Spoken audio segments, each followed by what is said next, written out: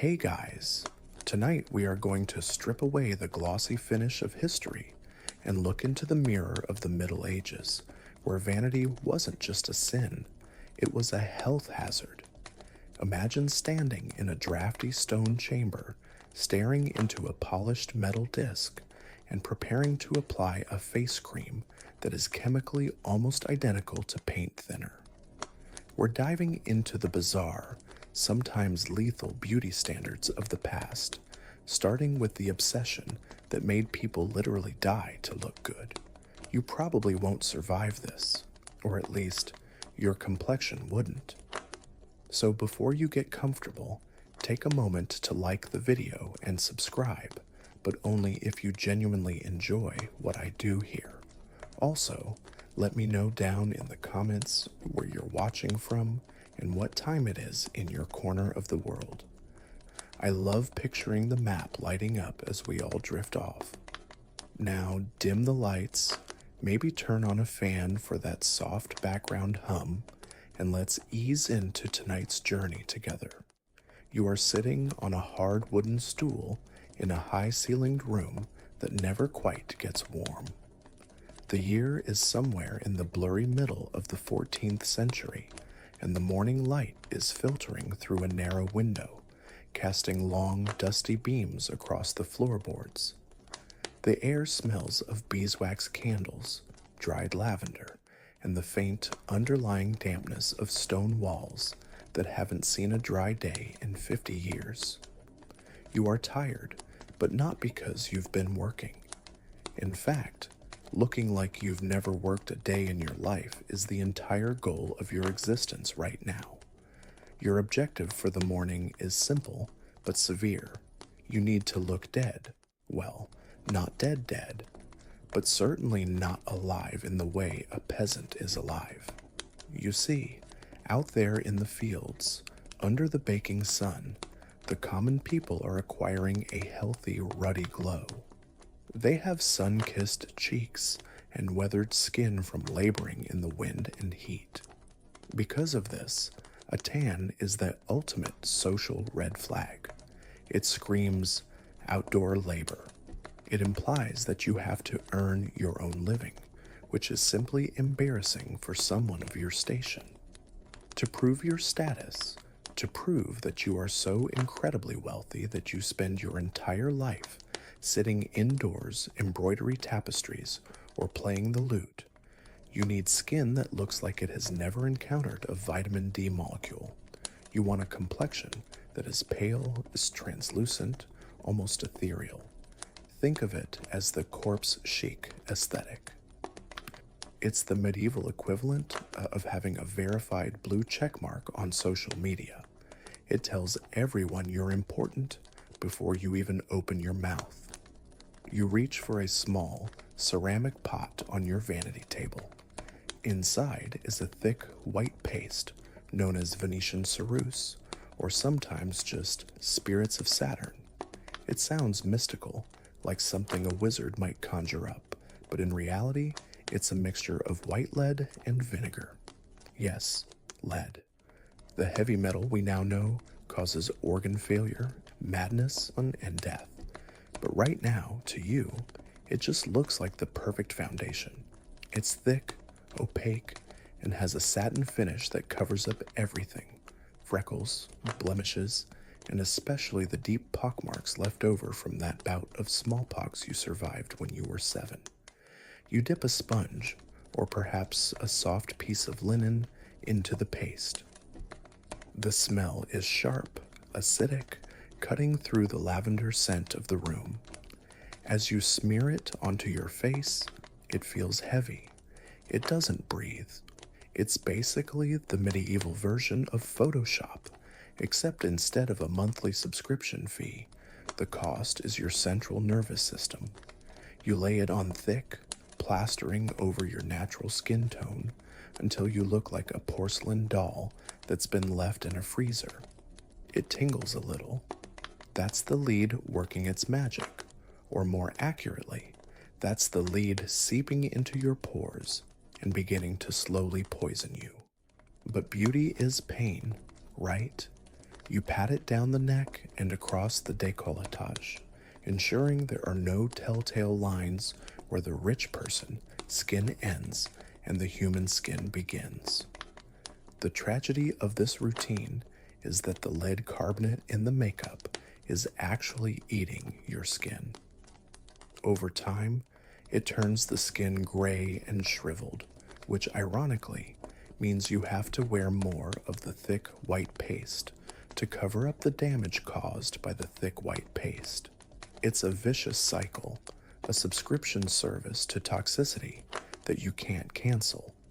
Historians still argue whether the most elite women actually slept in these lead masks, or if that's just a myth to make them seem even more dedicated to the cause. But given the pressure to look perfect, it wouldn't be surprising if some took the "I woke up like this" trend a bit too literally. But what if the makeup isn't enough? What if, despite your best efforts to stay inside the castle walls, you still have a stubborn, healthy rosy tint to your cheeks? Well, you have to take more drastic measures. You need to reduce the amount of blood in your body. You glance at the corner of the room where a barber surgeon might set up shop later. The logic is impeccably flawed. Red blood makes cheeks red. Therefore, less blood equals paler cheeks. It's the kind of math that makes perfect sense if you don't know anything about biology. Women and men, let's be fair, the guys were just as vain, would undergo controlled bleeding. Leeches were the popular low-tech option. You'd attach a few of the slimy little vampires behind your ears to drain the excess vitality. If you were in a rush, you might just open a vein. It's a bit like trying to lose weight by cutting off a finger, technically effective, but perhaps missing the point of health. The goal is to look fragile, delicate, as if a stiff breeze might knock you over. This fragility suggests that you are too special, too refined for the harsh realities of the physical world. You are a flower that must be kept in a glass case. There were other, slightly less bloody options, though they weren't much better. Some sources describe women using washes made of lye, the stuff used to clean drains, to bleach their skin. Imagine washing your face with industrial floor cleaner every morning. It would certainly burn off the tan, along with the first 3 layers of your epidermis. As you sit there, the white lead paste drying into a stiff mask on your face, you feel a strange sense of accomplishment. You look in the mirror and see a ghost staring back. A beautiful, wealthy, high-status ghost. You can't smile too widely, or the paint might crack, revealing the human beneath. And honestly, smiling causes wrinkles, and we can't have that. This standard of beauty wasn't just about vanity, it was a currency. In a world where life was short and often brutal, being able to manipulate your appearance to fit an ideal was a way of seizing control. It was a visual language. When you walked or glided, because the heavy clothes didn't allow for much walking, into the great hall, your pale face shone like a beacon in the gloom. It caught the candlelight better than the sun-darkened faces of the servants. You literally glowed with toxicity. Of course, there were critics. Church officials loved to preach against the evils of cosmetics, calling it a deception of God's work. They argued that by painting your face, you were effectively telling the Almighty that His design wasn't good enough. But theology usually lost the battle against fashion. If the Queen was wearing lead paint, you can bet every duchess, countess, and merchant's wife with a few extra coins was going to mix up a batch of white death in her kitchen. You finish your application. Your face feels tight. Your head might be aching a little, a common side effect of the fumes and the heavy metal absorption, but you ignore it. You look expensive. You look like you've never seen the sun, never lifted a finger, and possibly don't even have a pulse. You are the epitome of medieval glamour. You stand up, smoothing down your skirts, ready to face the day, or rather, to hide from the day inside the safety of the shadows. But the face is just the canvas. We haven't even started on the frame yet. As you turn your head, catching your reflection in the metal disc one last time, you realize that your hairline looks entirely too low. It looks cluttered. To truly look intelligent and noble, you need more forehead, much more forehead. So your face is now a perfect, poisonous shade of white. You look suitably anemic, which is great, but as you stare into that polished metal mirror, something is bothering you. Your face feels cramped. It's too cluttered with hair. In the modern world, we panic when our hairline starts to recede, buying expensive shampoos and Rogaine to claw back every millimeter. But here, in the high fashion courts of the Middle Ages, you have the opposite problem. You have too much hair, and it's encroaching on your face, making you look brutish and lowborn. You need to expand your facial real estate. You need a 5-head, maybe even a 6-head. You pick up a pair of tweezers. These aren't the precision-engineered slanted steel tweezers you'd buy at a pharmacy today. These are rough iron pincers, perhaps made by the local blacksmith who usually shoes horses. They are heavy, cold, and not particularly sharp, which means they tend to pull rather than snip. You take a deep breath, steeling yourself against the inevitable watering of your eyes. It's time to landscape your forehead. The goal is to create a high, domed forehead. A high forehead is the medieval billboard for intelligence and elegance. It suggests that your brain is so massive, so full of courtly poetry and complex genealogy, that it is literally pushing your hair off your head. A low hairline, conversely, implies a connection to the animal kingdom, a lack of evolution, so you start plucking. You grab a strand of hair right at the center of your hairline, the widow's peak, and yank, ping. A sharp, stinging pain radiates across your scalp. One down. Only about 4,000 to go. You work your way across, lifting the hairline up by an inch, then 2 inches. You are effectively balding yourself on purpose. The skin left behind is red and angry, contrasting sharply with your lead-white makeup. But don't worry, you'll paint over the inflammation later.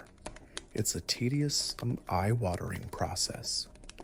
The sound of the hair snapping out of the root is a tiny, wet pop that echoes inside your skull. If you're wealthy enough, you might have a maidservant do this for you, but there's a certain masochistic control in doing it yourself. You can shape the arch perfectly. You want the line to be smooth, unnatural, a perfect semicircle that frames your face like a moon. But plucking is slow. If you're impatient, or if you have a particularly stubborn hairline, you might resort to chemical warfare. You reach for a small jar of depilatory cream. Now, if you think modern hair removal creams smell bad, like rotten eggs and burning plastic, you haven't smelled the medieval version. There were various recipes circulating in the women's quarters. Some involved quicklime, which is caustic enough to dissolve organic matter. You'd mix it with water and maybe some oil to create a paste. You apply it carefully to the hair you want to remove, praying that you don't leave it on too long and burn a chemical trench into your scalp. It tingles, then it burns, then you scrape it off, hopefully taking the hair with it and leaving the skin relatively intact. Other, more esoteric recipes, often whispered about by local wise women, included ingredients that sound like a witch's shopping list: dried cat's dung, vinegar, and the blood of bats or frogs. Historians still argue whether these specific animal-based recipes were actually widely used or if they were satirical exaggerations written by male monks to mock female vanity. But given that people were rubbing lead on their faces, rubbing bat blood on your hairline doesn't seem like too much of a stretch, does it? Once the forehead is cleared, gleaming and vast, you turn your attention to the eyebrows. In our time, thick, luscious eyebrows are often the rage. We pencil them in, microblade them, fluff them up. In the 1400s, eyebrows are the enemy. They interrupt the smooth, egg-like perfection of the face. They are too expressive, too animalistic. So you go back in with the tweezers. You pluck them thin, arching them high to give yourself a permanent look of mild surprise or haughty detachment. But often, thin isn't enough. You want them gone entirely. You pluck every single hair until your brow bone is as smooth as a river stone. The result is a face that looks oddly alien to modern eyes. Without eyebrows, your expressions become subtle, almost unreadable. You look calm, blank, and incredibly serene. It's the Mona Lisa look. Notice how she barely has any eyebrows? That wasn't an accident. That was high fashion. With your hairline receded to the top of your skull and your eyebrows completely eradicated, your face looks longer, more oval. You look like a beautiful, pale egg. This geometry was considered divine. It mimicked the idealized depictions of saints and angels who were often shown with high, open faces to symbolize their openness to God's light. By reshaping your head, you are trying to physically align yourself with holiness. But there is a maintenance issue. Hair annoyingly grows back. The stubble on your forehead is a constant battle. You have to check it every morning. Nothing ruins the illusion of natural nobility like 5 o'clock shadow on your upper forehead.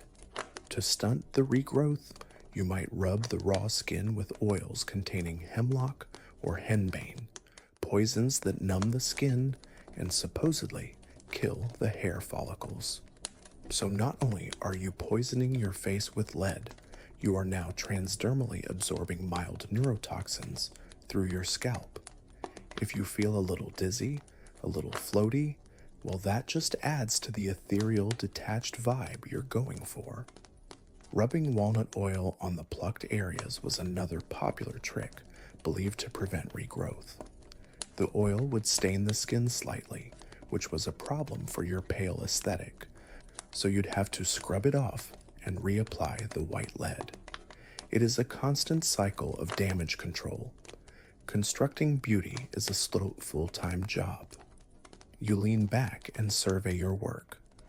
The pain in your scalp is subsiding into a dull throb. Your forehead is now a vast, majestic plain.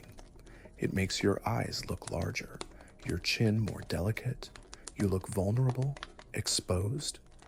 The sheer amount of skin on display is a signal of trust, perhaps. Or maybe it just makes you look like a hydrocephalic infant. To the medieval eye, however, you are breathtaking. You run a finger over the smooth, waxed skin where your hairline used to be. It feels rubbery, artificial.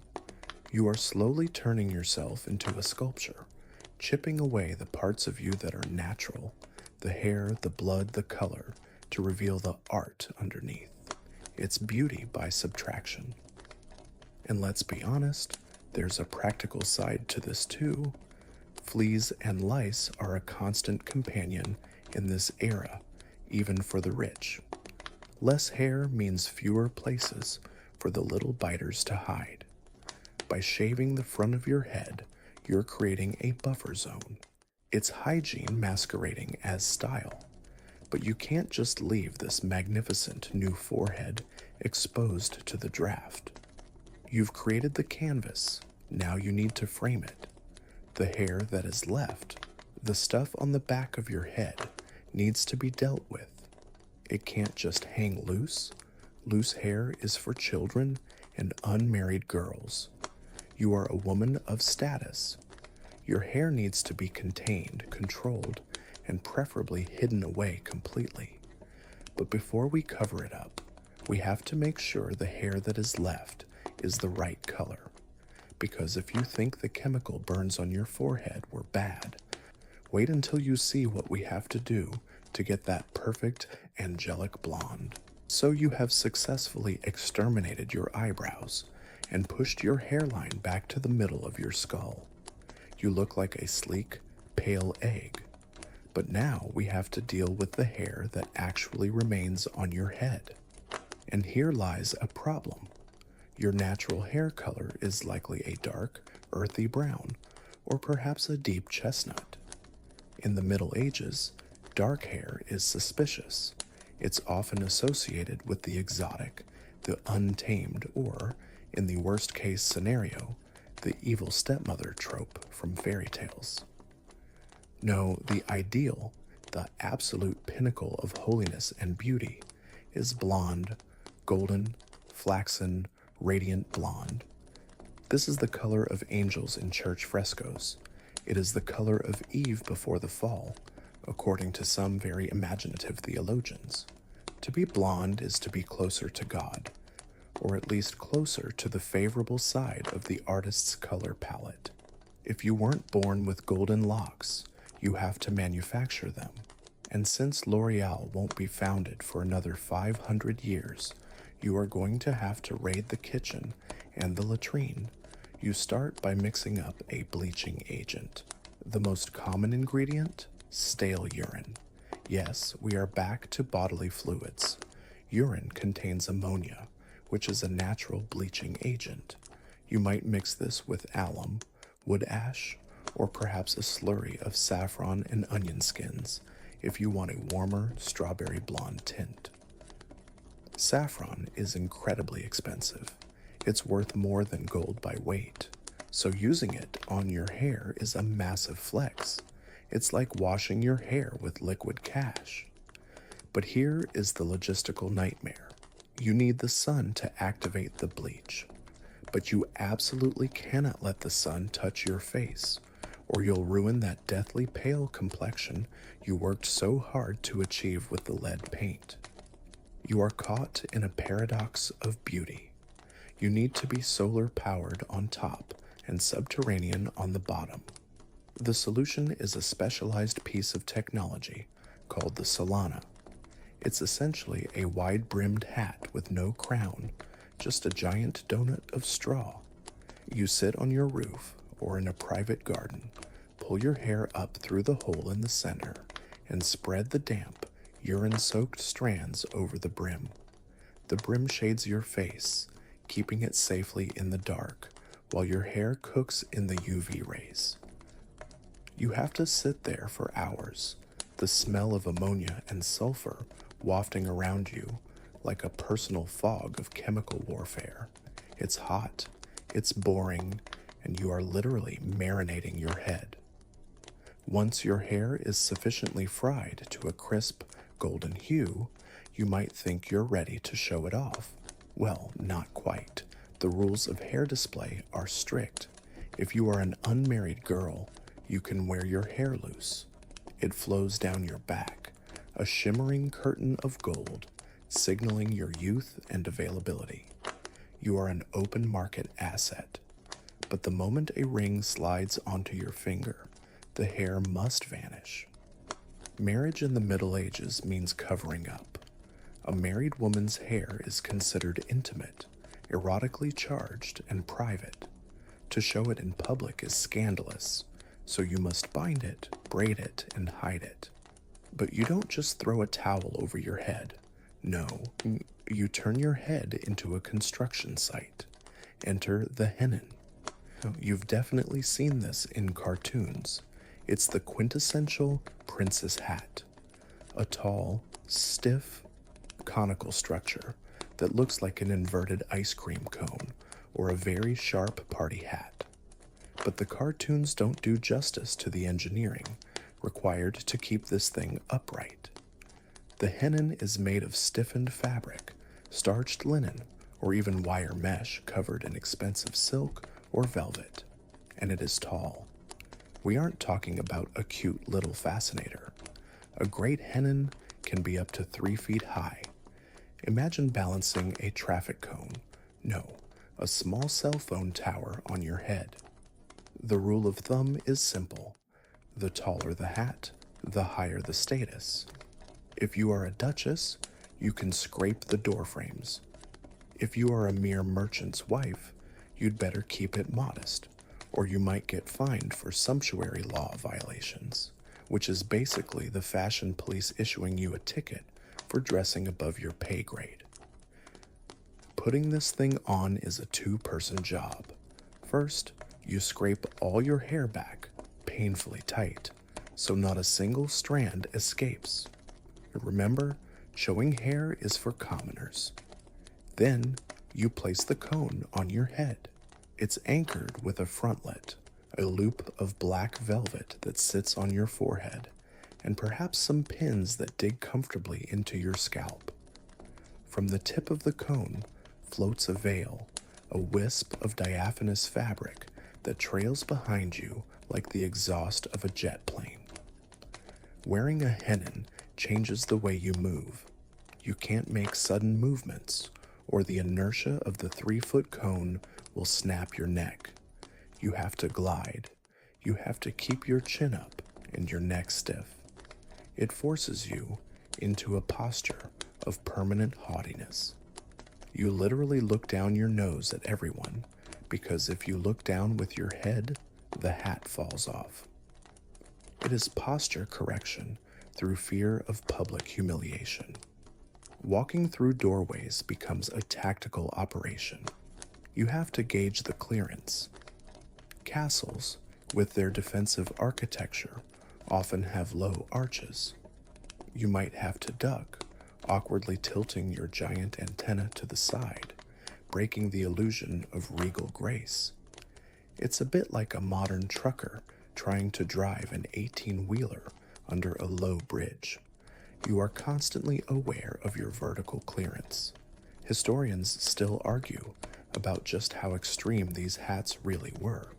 Some art historians suggest that the paintings from the era exaggerated the height of the hennins to flatter the sitters, sort of like lengthening your legs in a photo editor.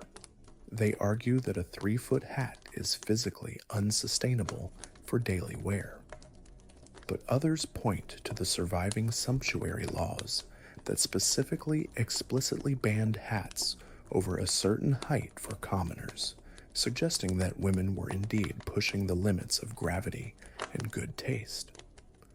The church naturally had opinions. Priests often referred to hennins as steeples of vanity or the devil's horns. They preached that women were trying to compete with church spires, reaching for a height that didn't belong to them. Some zealous monks even encouraged street urchins to throw stones at women wearing particularly tall hennins, yelling "hurry, hurry," a cry used to herd cattle. Nothing says spiritual guidance like pelting fashionistas with rocks. But you ignore the monks. You love your hat. It makes you feel powerful. When you enter a room, the hat enters 3 seconds before you do. It demands space. It forces people to step aside. It is a weapon of social dominance made of starch and silk. However, the weight is taking its toll. By the end of the day, your neck muscles are screaming. The loop on your forehead has left a deep red indentation.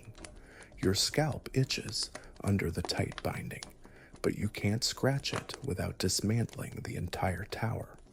You are a prisoner of your own headgear. As the sun sets, you finally retreat to your chambers and allow your maids to dismantle the structure. The veil comes off, the pins are pulled out, the cone is lifted. Your head feels impossibly light, bobbing around like a balloon cut loose.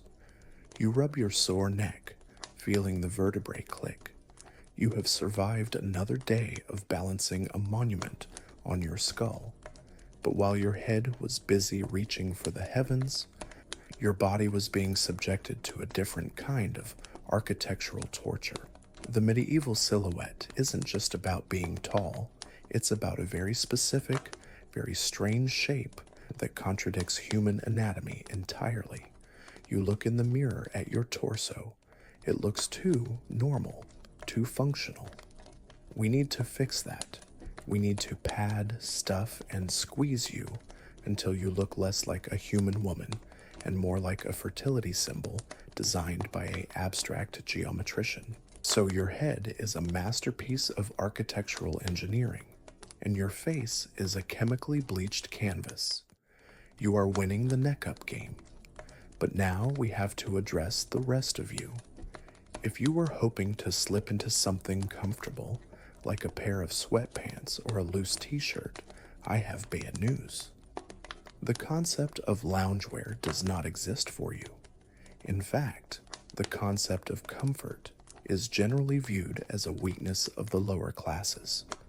To be noble is to be encased, burdened, and shaped by your clothing until you are less of a biological organism and more of a mobile fabric display unit. Let's talk about your body shape. If you're imagining the modern hourglass figure, narrow waist, curvy hips, erase that from your mind. That is far too athletic, far too functional. The ideal medieval silhouette is something entirely different. It's often called the Gothic S-curve. Imagine a willow tree that has decided to slouch. You want to look narrow in the shoulders, flat in the chest, but with a prominent protruding stomach. Yes, you heard me correctly. In a reversal of every modern beauty trend, where we plank and diet to achieve washboard abs, you are actively trying to look like you've just eaten a very large lunch, or more specifically, like you are about 4 months pregnant. This is the fertility look. In a time when the plague is wiping out a third of the population and infant mortality is sky high, being fertile is the ultimate status symbol. It says, I am a vessel for the continuation of my husband's very important bloodline. It's biology as branding. But here's the catch. You want the look of pregnancy without the inconvenience of actually being pregnant. So how do we achieve this pot-bellied perfection if you have a naturally flat stomach? We build it. You stand in your cold chamber, shivering in your linen undershift, the chemise, while your maids bring out the padding. It's essentially a small, crescent-shaped pillow filled with wool or horsehair. They strap this cushion over your lower abdomen, right under your navel. It's like a reverse tummy tuck. Instead of sucking it in, you are strapping on a distinct bump. When you run your hand over it, it feels lumpy and strange, like you're smuggling a loaf of bread, but once the dress goes over it, the effect is undeniable. You look round, soft, and fruitful. Now for the chest. The modern trend might favor enhancement, but the medieval aesthetic is a bit more contradictory. The prompt mentioned inflated breasts, and while fertility is key, the mechanism isn't silicone, it's structural engineering. You want them high, impossibly high. We are talking about defying gravity to an extent that would make Isaac Newton weep. Your bodice is tight, laced stiffly to push everything up and together, creating a shelf-like appearance. It's uncomfortable, compressing your ribs, making deep breaths a luxury you can't afford. You are essentially creating a pedestal for your own anatomy. Then comes the coat, or the main dress. It's made of wool. Not the soft merino wool you might buy today, but heavy, thick, felted wool that weighs a ton. If you are truly wealthy, it's lined with fur, squirrel, ermine, or marten. This sounds luxurious, and it is, but it's also hot. It's like wearing a weighted blanket that is also a sauna.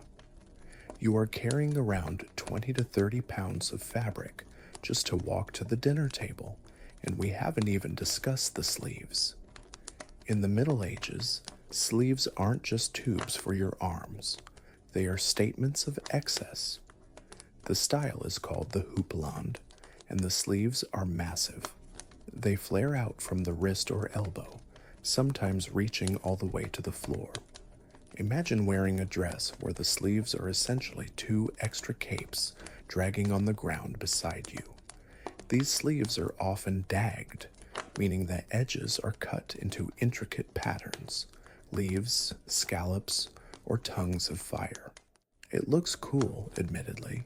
It looks like you are wearing a piece of Gothic architecture, but practically, it is a nightmare. You cannot eat soup without dipping your sleeve in the broth. You cannot write a letter without sweeping the ink pot off the table.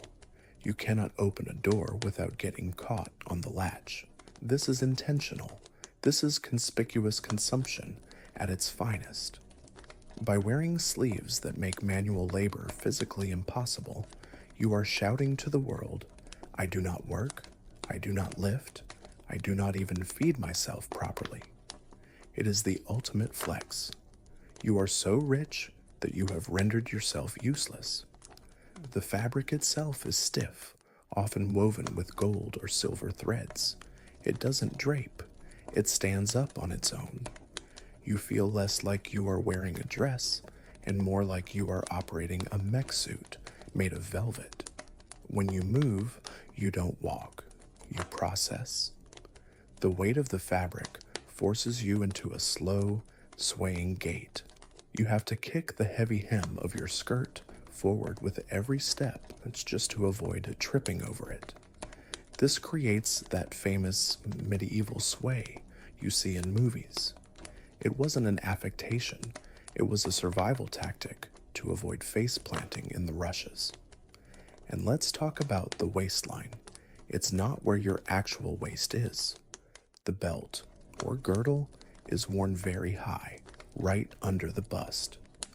This visually shortens your torso and elongates your legs, making you look like a walking column. It also emphasizes that padded belly we worked so hard on. The belt is likely weighed down with heavy metal ornaments, keys, symbolizing your control over the household, and perhaps a pomander, which we'll get to later. It digs into your ribs, so here you are. You have a 3-foot cone on your head. Your face is painted with lead. Your stomach is padded with a pillow. Your chest is hoisted up to your collarbone. Your arms are trapped in 10 yards of velvet. You are sweating under 3 layers of wool and fur, even though the castle is freezing. You catch a glimpse of yourself in the polished metal. You look fragile. You look delicate. You look like a gust of wind would knock you over, which is true because your center of gravity is completely messed up. This fragility is the goal. It provokes a desire to protect. It signals that you are a precious object, something to be kept safe within the castle walls, far away from the harsh realities of the peasant life. Historians often debate how much of this pregnancy aesthetic was purely about fertility and how much was religious mimicry. The Virgin Mary was often depicted as pregnant in medieval art, and imitating the most famous woman in history was always a good move. But there's also the simple economic fact. Poor people were thin. Poor people were gaunt from famine and hard work. Being round, even artificially so, was a way of distancing yourself from hunger. You sit down, carefully, arranging your miles of skirt around you like a nesting bird. You feel a pinch in your side from the tight lacing. Your back aches from the weight of the sleeves. You are a prisoner in a velvet cage, but at least you look expensive. However, as you sit there, radiating wealth and discomfort, you become aware of something else, something less visual and more olfactory. All this heavy wool, All this fur lining, you can't exactly throw it in the washing machine. You've been wearing this same outer gown for weeks, maybe months. You spot clean it, sure, but you don't wash it. And underneath, well, bathing is a whole production that happens less often than you'd think. You start to notice a smell. It's the smell of unwashed bodies, stale sweat, and the lingering scent of last night's roast meat trapped in the heavy tapestries. In a world where visual beauty is so painstakingly constructed, the invisible world of scent is a battlefield all its own. And your lead-painted face isn't going to save you if your breath smells like something died in a swamp. So there you are, encased in your velvet fortress, balancing a tower on your head and looking suitably pale. You are a visual masterpiece. But as you sit there, trying not to breathe too deeply because of the corset, you realize that the medieval world is a place where you really, really don't want to breathe too deeply anyway. The air is thick. It's not just the stuffiness of the room, it's the smell of humanity. Let's talk about the olfactory landscape you're living in. We tend to romanticize the castles with their high banners and roaring fires, but we forget that plumbing is non-existent. The moat? It's not a sparkling defensive water feature, it's an open sewer.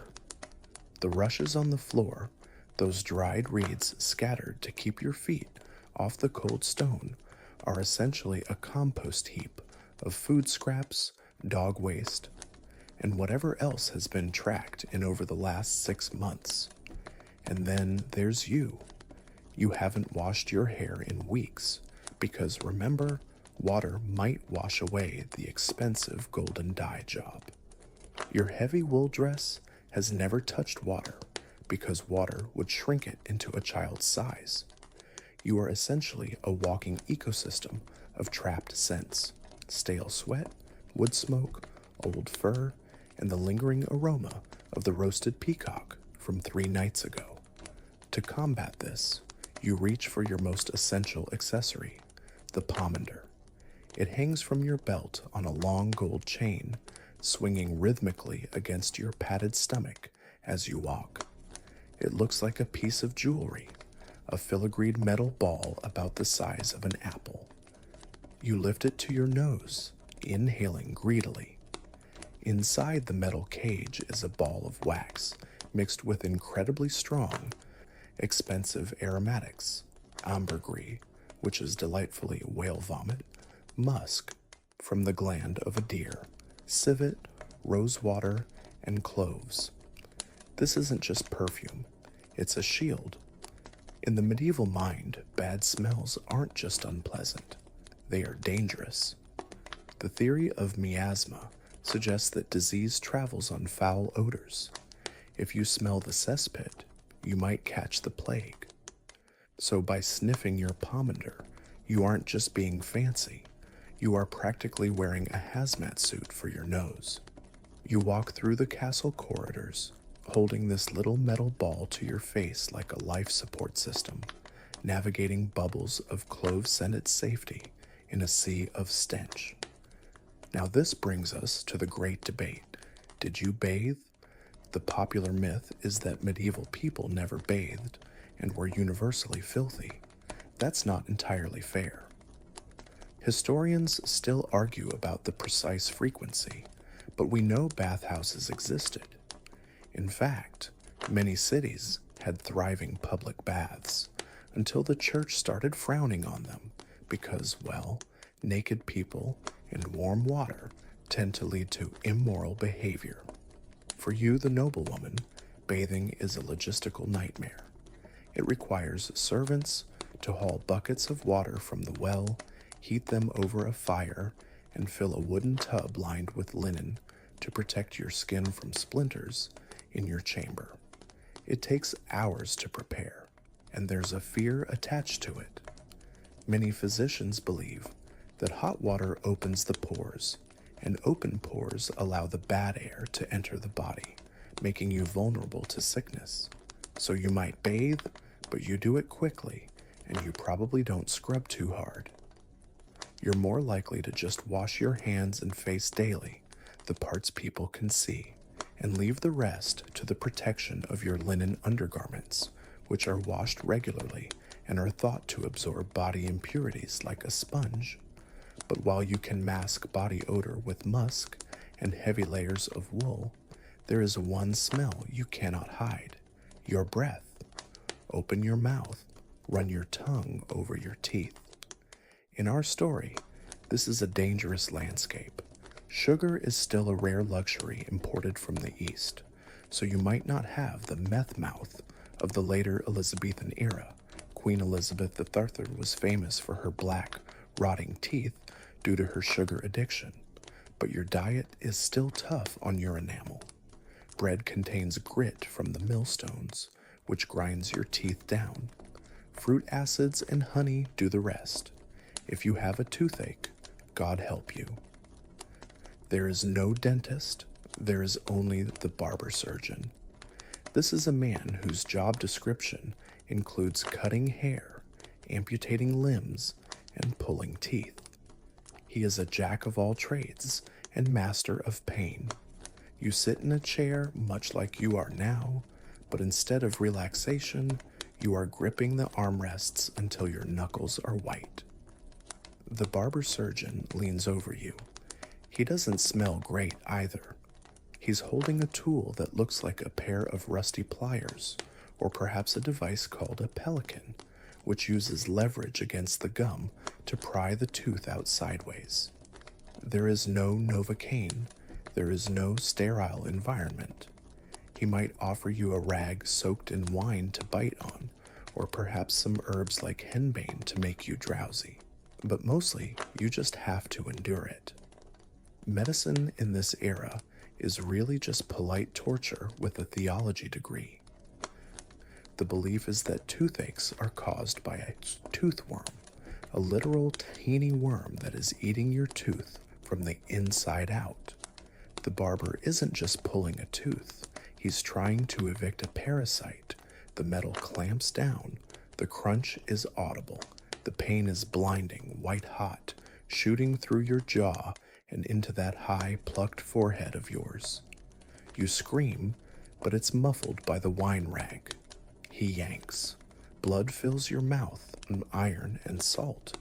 He holds up the offending tooth, triumphant. You are one tooth lighter, and likely to get an infection that could kill you in a week. But for now, the throbbing has stopped. To deal with the aftermath, the gaps, the rot, the smell, you become a master of disguise. You chew on fennel seeds, parsley, or cloves constantly. You might use a tooth powder made of ground stag's antlers, burnt alum, or pumice to scrub the remaining teeth white.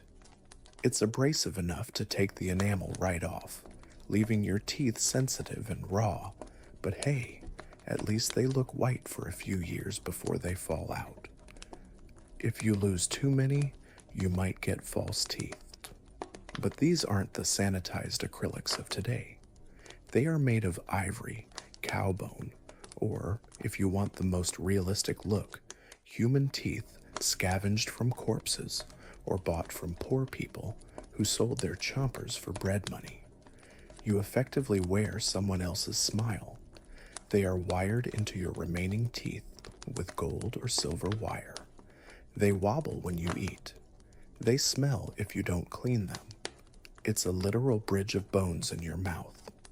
You learn to speak without opening your lips too wide. You learn to smile with your mouth closed. That tight-lipped, serene expression we see in so many portraits. It's not just modesty, it's concealment. You are hiding the ruins of your dental history. So let's take stock of you. You are wearing a hat that threatens your neck vertebrae. You have lead poisoning seeping into your facial pores. You are starved of oxygen by your corset. You are carrying a heavy ball of whale vomit to avoid smelling the sewage. And your mouth is a graveyard of calcium held together by gold wire and clove oil. And yet, despite all this, you are the envy of the court. You are the pinnacle of civilization. You have conquered nature, your own hair, your own skin, your own body shape, and replaced it with artifice. You are a walking, breathing, barely work of art. But as night falls and the candles burn low, casting flickering shadows against the stone walls, we leave the stifling, perfume-drenched air of the European court. We drift away from the personal, individual vanity of the West and travel east. We travel back in time, across mountains and deserts, to a place where beauty wasn't about the individual standing out, but about the individual disappearing completely into a terrifying, uniform whole. The silence here is different. It's not the silence of a lady holding her breath in a corset. It is the silence of 10,000 men standing perfectly still in the desert heat. We are going to Persia, and we are going to meet an army that never dies. We leave behind the lavender-scented, lead-poisoned boudoirs of medieval Europe. The air changes instantly. The damp chill of the stone castle evaporates, replaced by a dry, baking heat that hits you like a physical wall. The smell of clove and unwashed wool is gone. Now, the air smells of baked earth, expensive incense, and the sharp tang of oiled leather. You are standing on the vast, sun-drenched plains of the ancient Near East, somewhere in the heart of the Persian Empire, around the 5th century BC. Shield your eyes against the glare. In the distance, through the shimmering heat haze, you see a golden line stretching across the horizon. It looks like a river of liquid metal moving slowly across the sand. As you get closer, the image resolves. It is not a river, it is men, thousands of them. You are looking at the Athanatoi, the Immortals. This isn't just an army, it is a single, terrifying organism made of 10,000 human cells. They stand in perfect formation, a grid of silence in the middle of the desert. The silence is the first thing that unsettles you. A crowd of 10,000 people should be noisy, coughing, shifting weight, the clatter of weapons. But here, there is only the sound of the wind snapping at their elaborate robes. Walk down the line, look at their faces. They are calm, disciplined, almost statuesque. They are the elite of the elite, the personal bodyguards of the great king, and the shock troops of the Achaemenid Empire. But what makes them truly terrifying isn't just their skill, it's their brand management. The Greeks, who loved a good dramatic story, called them the Immortals because they believed these men couldn't die. Of course, that's not biologically true. If you stick a spear in an immortal, he bleeds just like anyone else. But the Persians engineered a system to make it look like they were invincible. The unit's strength was fixed permanently at exactly 10,000 men, not 9,999, not 10,001, 10,000. Always. Here is the genius of the system. The moment an immortal falls, whether he catches an arrow in the throat, dies of sickness, or simply retires due to bad knees, another soldier is immediately stepped up from the reserve ranks to take his place. It happens so fast, so seamlessly, that to an outsider, it looks like the man never fell at all. Imagine playing a video game where the boss enemy has a glitch that makes him respawn instantly the second his health bar hits 0. That is the psychological warfare of the Immortals. To the enemy standing across the battlefield, this was a nightmare. You fight for hours. You hack. You slash. You fire volley after volley of arrows. You watch men drop. And yet, when the dust clears, you look up and the line is exactly the same as it was when you started. It's a wall of faces that refuses to erode. It makes you question your own sanity. Are you actually hitting them? Are they ghosts? Are you fighting a hydra? The demoralization sets in long before the physical fatigue. But let's look closer at the men themselves. They aren't dressed in drab camouflage or rusted iron. They are dressed for a gala. The Persians believed that war was a high status event, and you should dress accordingly. You notice their robes. They are flowing, colorful tunics, likely dyed in rich purples, yellows, and blues, colors that signal immense wealth. Underneath those robes, they wear scale armor that gleams like fish scales, offering protection without sacrificing that crucial sense of style. But the real flex is the jewelry. Yes, jewelry. Thus soldiers are wearing gold torques around their necks, gold bracelets on their wrists, and gold earrings. As they march, there is a faint, rhythmic chiming of precious metal against metal. It's a sonic display of dominance.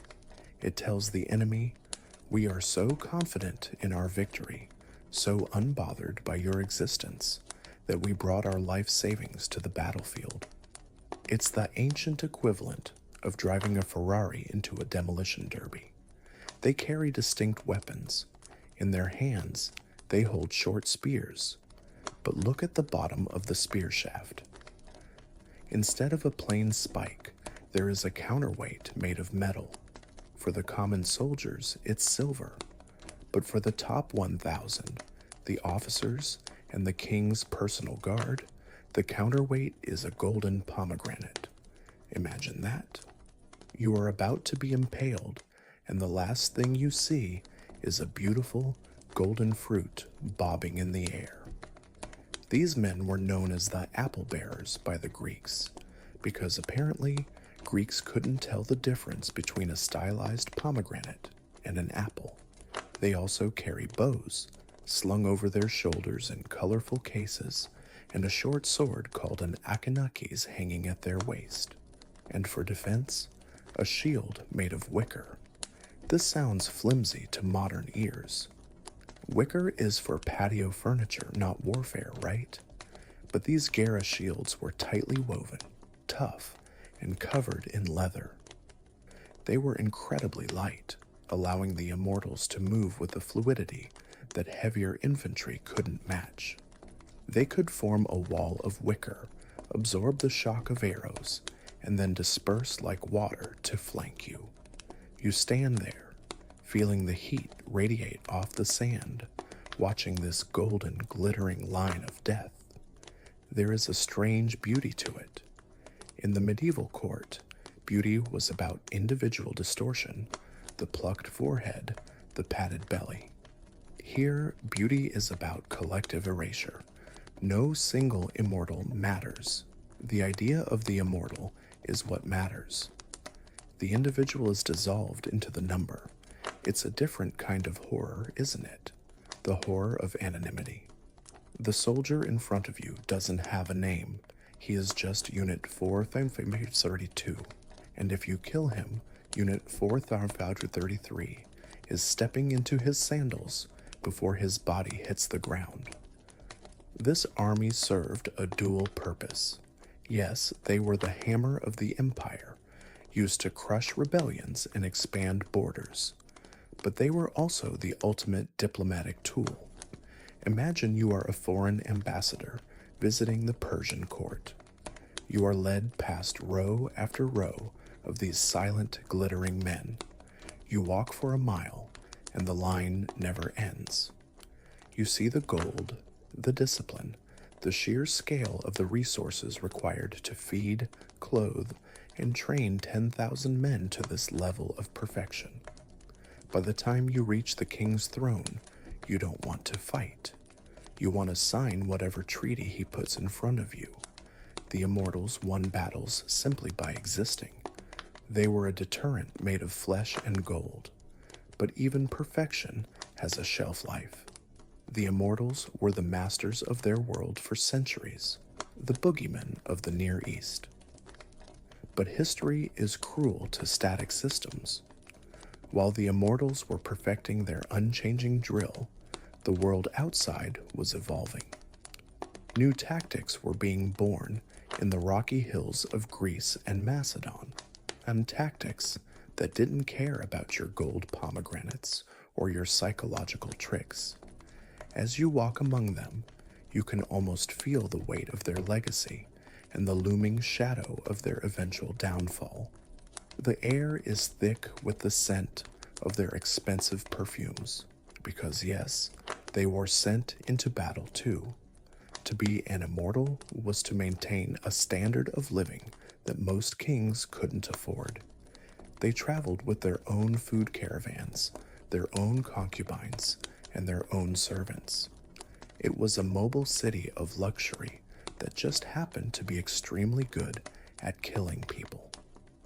You pause next to one of the soldiers. He doesn't look at you.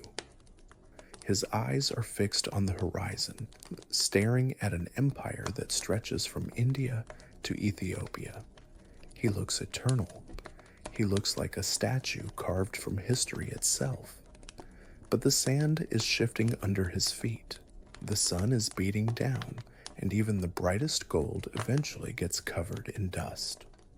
We need to understand how this massive machine actually worked, because keeping 10,000 men in a state of constant readiness, replacing them instantly, and marching them across the known world isn't just about looking cool. It is a logistical nightmare that makes Amazon's supply chain look like a lemonade stand. How do you feed the undying? How do you recruit the replacements?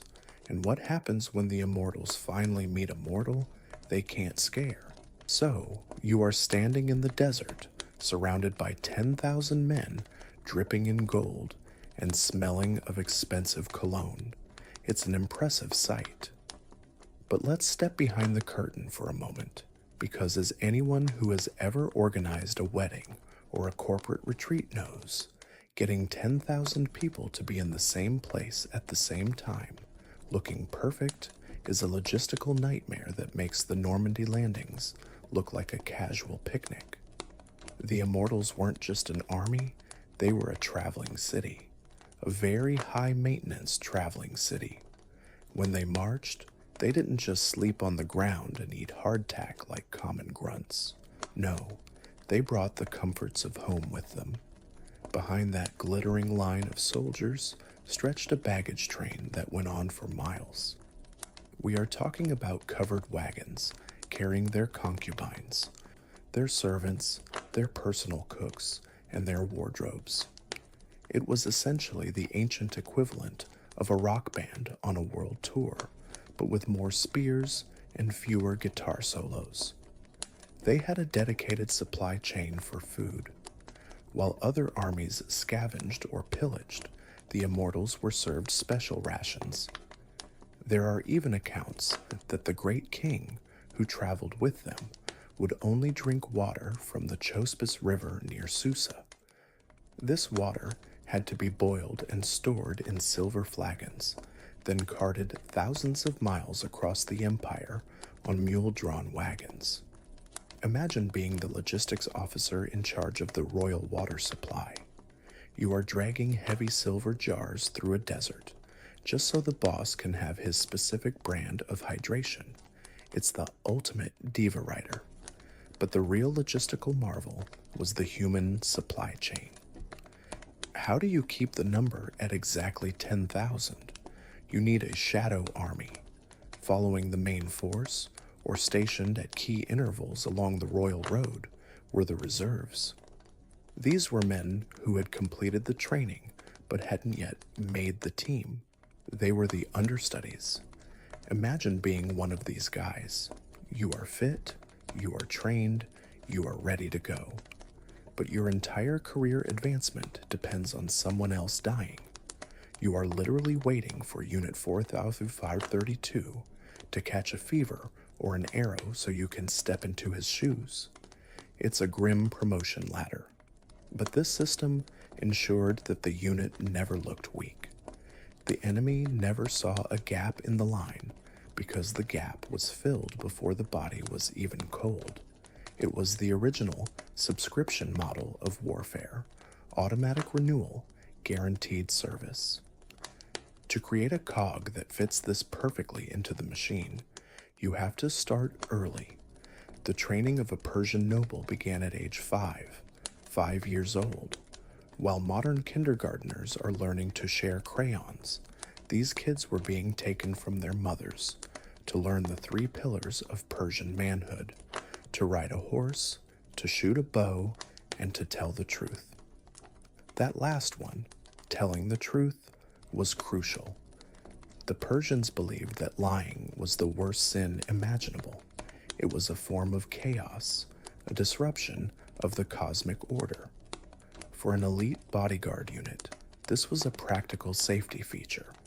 You need to know that your guard isn't going to lie about a security breach or accept a bribe. You need absolute fanatical honesty.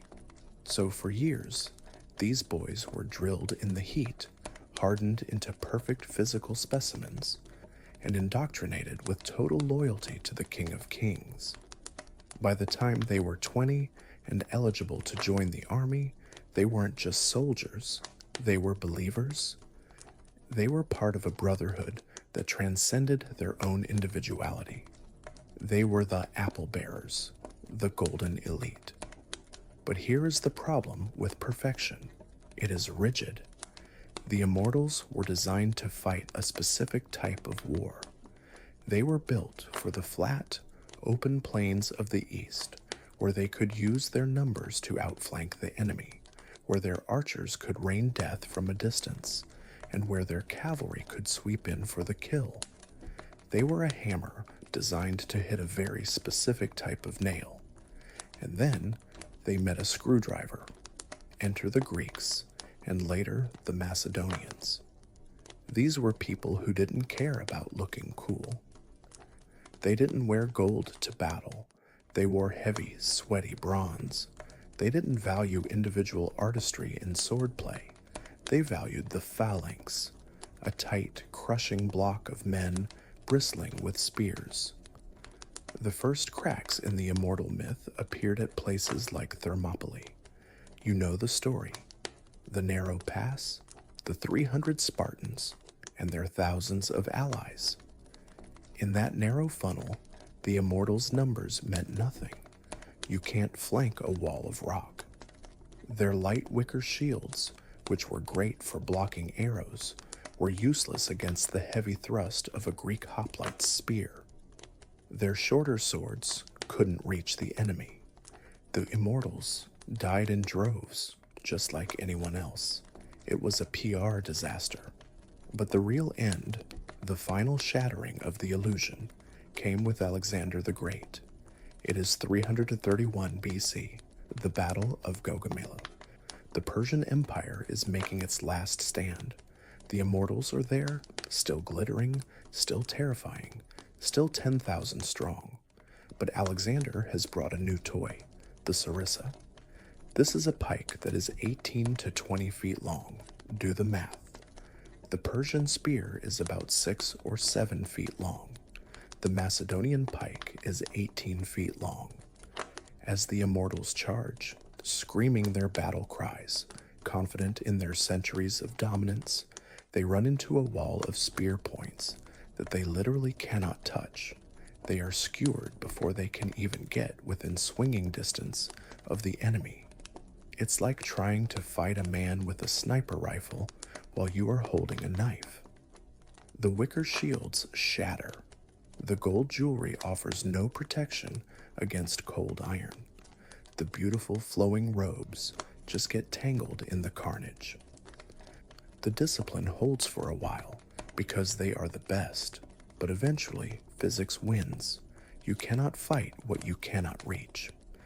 Alexander didn't just defeat the army, he deconstructed the myth. He showed the world that the Immortals were just men in fancy clothes with outdated equipment. The psychological spell was broken. When the Persian king, Darius III, fled the battlefield, the Immortals who stayed to die were not dying as gods, they were dying as obsolete hardware. After the fall of the empire, the unit was disbanded, the gold apples were melted down, the purple robes rotted in the sun. The immortals ceased to exist, proving that they were, in fact, very mortal. It's a quiet, dusty end to one of history's most glamorous institutions. There is something melancholic about it. You spend centuries perfecting a system, polishing your image, building a reputation that terrifies the world, only to be undone by a teenager from Macedonia with a really long stick. As the dust settles on the battlefield of Gaugamela, the golden age of the Persian war machine fades into the twilight. The desert wind buries the wicker shields and the broken spears. The silence returns. But while the men in the east were trying to become identical, nameless cogs in a machine, there were women in the north who were doing the exact opposite. They weren't hiding behind walls of wicker or layers of bureaucracy. They were riding horses, drinking fermented mare's milk, and scaring the absolute living daylights out of the civilized world. We are going to leave the hot sands of Persia and head north, way north, to the vast, grassy steppes where the wind cuts like a knife and the concept of staying indoors hasn't been invented yet. We are going to meet the women who didn't just wait for their husbands to come home from war, they were the war. Forget Wonder Woman, forget the comic books. We are going to find the real Amazon warriors. And let me tell you, the reality is much grittier, much dirtier, and involves a lot more tattoos than the movies would have you believe. We leave the blistering heat of the Persian desert and the smell of expensive cologne behind. We are traveling north, far beyond the comfortable borders of the civilized cities. The air grows thinner, sharper. The golden sand is replaced by an ocean of green grass that ripples in the wind like water. You are on the Eurasian steppe, a vast highway of flatland that stretches from Hungary to China. It is cold here, not the damp castle chill of our medieval lady, but a dry, biting wind that finds every gap in your clothing. And speaking of clothing, look down at yourself. The heavy velvet robes are gone. The Persian skirts are gone. You are wearing something that, to a Greek or Roman observer, is scandalous, barbaric, and utterly confusing. You are wearing pants, yes, trousers. While the rest of the ancient world is tripping over their togas and tunics, the people here, the Scythians, have figured out that if you spend 12 hours a day on a horse, you need leg coverage. Chafing is the mother of invention. These trousers are baggy, made of wool or leather, and tucked into soft boots. It's the original athleisure wear. You are riding with a band of nomads, but look closely at the rider next to you. She is heavily tattooed.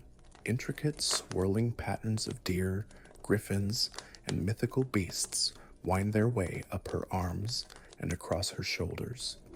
The ink is dark, stark against her wind-burned skin.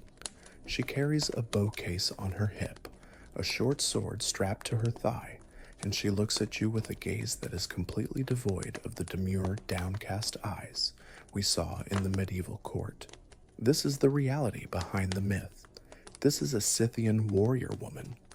For centuries, the Greeks told terrifying bedtime stories about the Amazons, a tribe of wild women who lived without men, who supposedly cut off one breast to shoot their bows better. A ridiculous anatomical misunderstand, by the way. You don't need to amputate a body part to draw a bowstring. You just need good posture. The Greeks, with their strict gender roles where women were essentially house cats, couldn't process the idea of a woman who could kill you. So they turned her into a monster, a mythological other. But the Scythians aren't monsters. They are just practical. On the steppe, survival is a team sport. When a wolf pack attacks the herd or a rival tribe raids the camp, you don't have the luxury of saying, "Oh, sorry, I can't fight. I'm a girl." Everyone rides, everyone shoots, everyone defends the livestock. You watch her ride. It's effortless. The Scythians practically live in the saddle. They don't use stirrups. Those haven't been invented yet. So she grips the horse with her thighs, her knees locked in, allowing her upper body to float independently. She can twist backward at a full gallop and fire an arrow directly behind her. This is the famous Parthian shot, though the Scythians were doing it long before the Parthians made it their trademark. It's a move that requires core strength that would make a modern Pilates instructor weep with envy. The lifestyle here is gritty. There are no castles, no permanent walls. You live in a wagon with felt sides, essentially a mobile yurt. At night, the camp smells of burning dung. Fuel is scarce on the treeless plain. Wet wool and horses, always horses. And there is another smell, a sweet, pungent, herbal smoke. Herodotus, the Greek historian who was essentially the world's first travel blogger, wrote about the Scythian vapor baths. He described how they would set up small tents, throw red-hot stones into a bowl, and toss hemp seeds onto the stones. He wrote that the Scythians would shout for joy in the smoke. You sit in one of these tents now. It's a hot box. The air is thick with cannabis smoke. It's not necessarily recreational in the modern stoner sense. It's ritualistic, medicinal, and probably a very necessary way to deal with the chronic pain of riding a horse for 50 miles a day. It's their version of a spa day. You cough, your eyes water, and the tension of the long ride melts out of your shoulders. The woman next to you laughs, a deep, raspy sound. In this smoky haze, the hierarchy of the world dissolves. There are no kings, no peasants, just the tribe and the grass. Archaeology has backed up these stories. For a long time, when excavators found Scythian graves called kurgans, filled with weapons, armor, and horses, they just assumed the skeletons were men. Oh, look, a sword. Must be a dude. It wasn't until relatively recently that DNA testing and better osteology revealed the truth. About 1/3 of the armed skeletons found in these mounds are female. 1/3. That's not an anomaly. That's a demographic. They found women buried with battle axes, with arrowheads embedded in their bones, evidence of combat wounds, and with their favorite jewelry.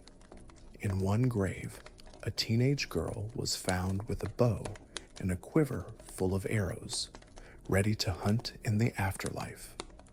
In another, a woman in her 40s, a veteran, was buried with a heavy spear and a stash of cannabis. It seems the warrior mom demographic was very real. These women weren't fighting to prove a point. They weren't trying to break a glass ceiling. They were fighting because the steppe is brutal.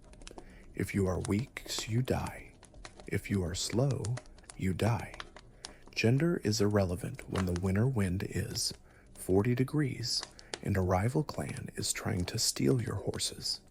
Contrast this with our medieval lady from earlier.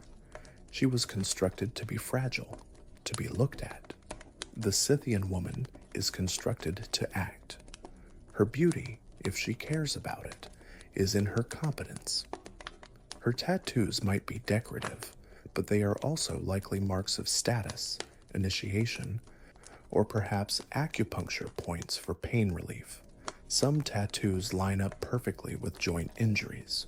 As you ride with them, you realize the freedom of it.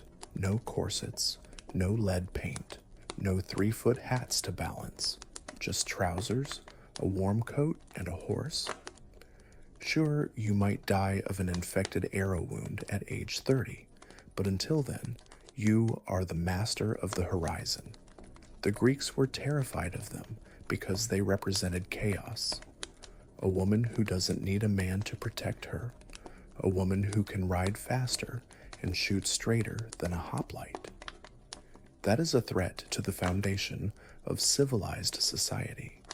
So they put them on vases, wrote plays about them getting conquered by Hercules or Theseus, trying to narratively put them back in their box.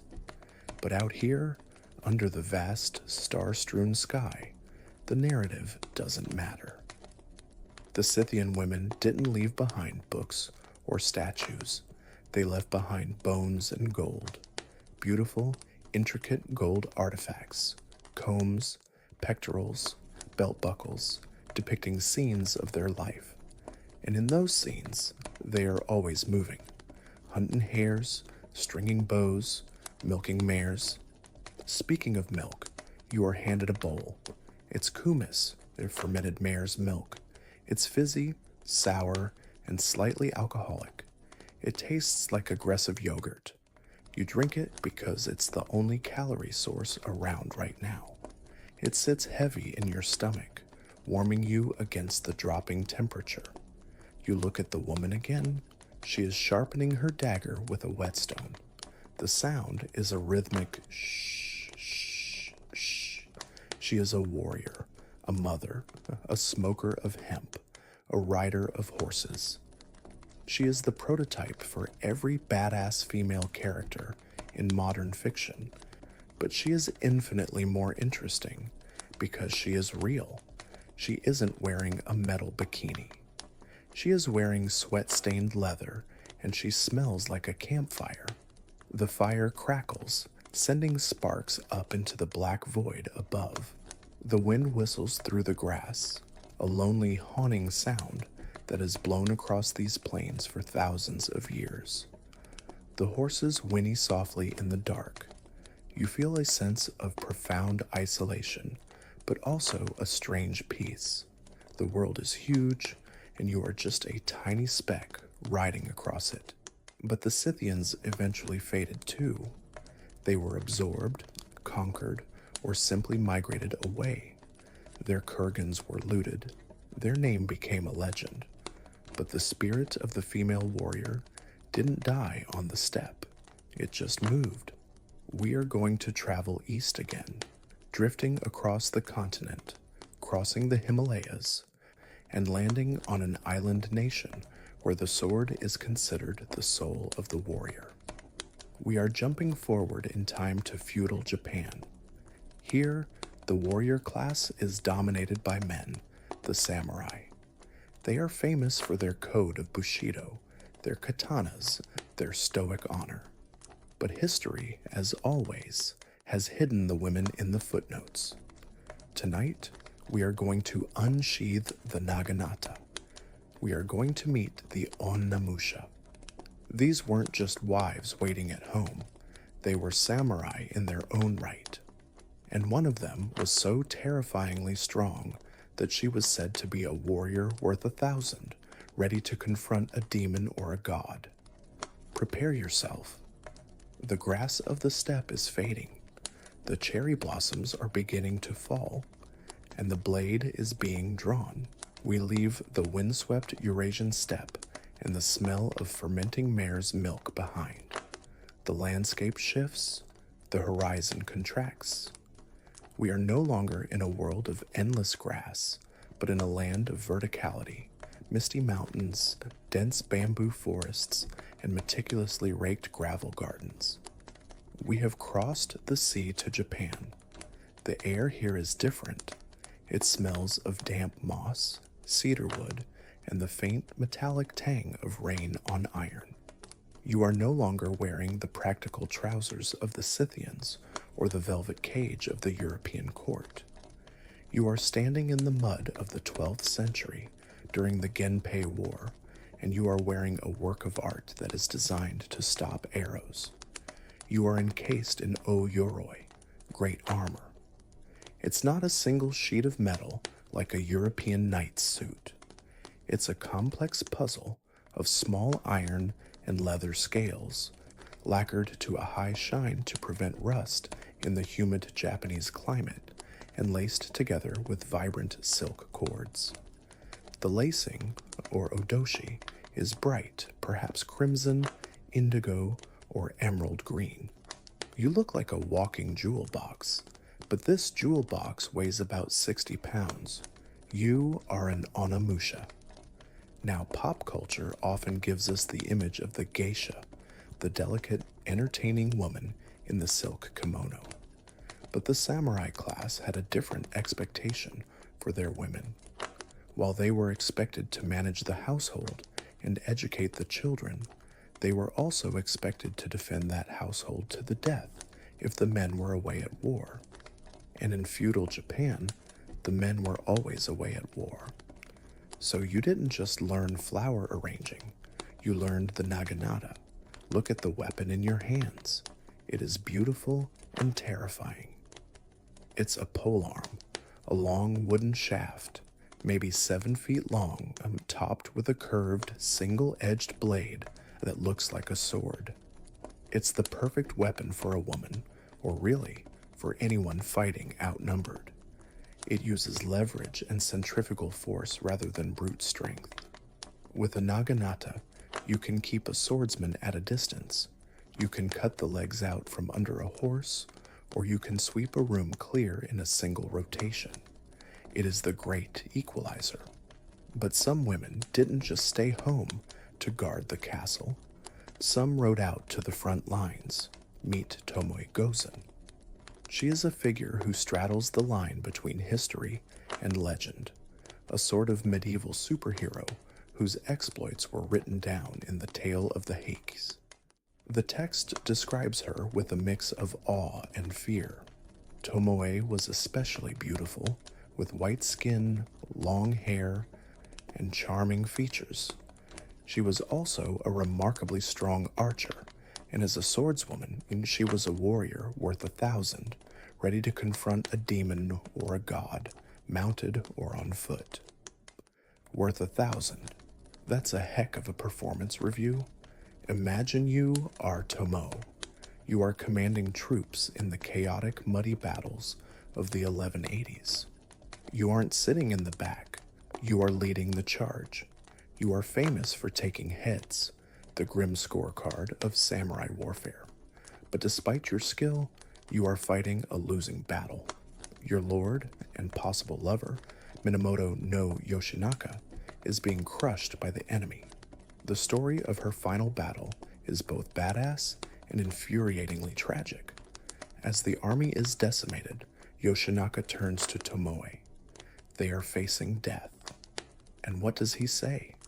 Does he say, "It's been an honor fighting beside you"? No. He tells her to leave. He says it would be shameful for him to die alongside a woman. Talk about "it's not you, it's me" breakup speech, delivered in the middle of a bloodbath.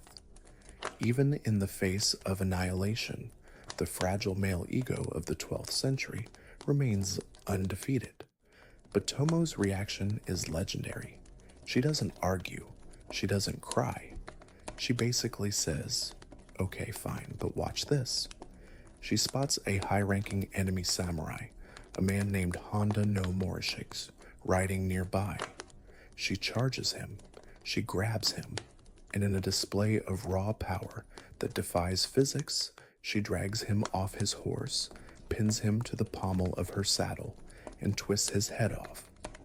She tosses the head aside, essentially dropping the mic, and rides off into the eastern mist. Historians still argue about what happened to her. Did she become a nun? Did she remarry? Did she even exist? Or was she a literary device created to symbolize the chaos of war? We don't know.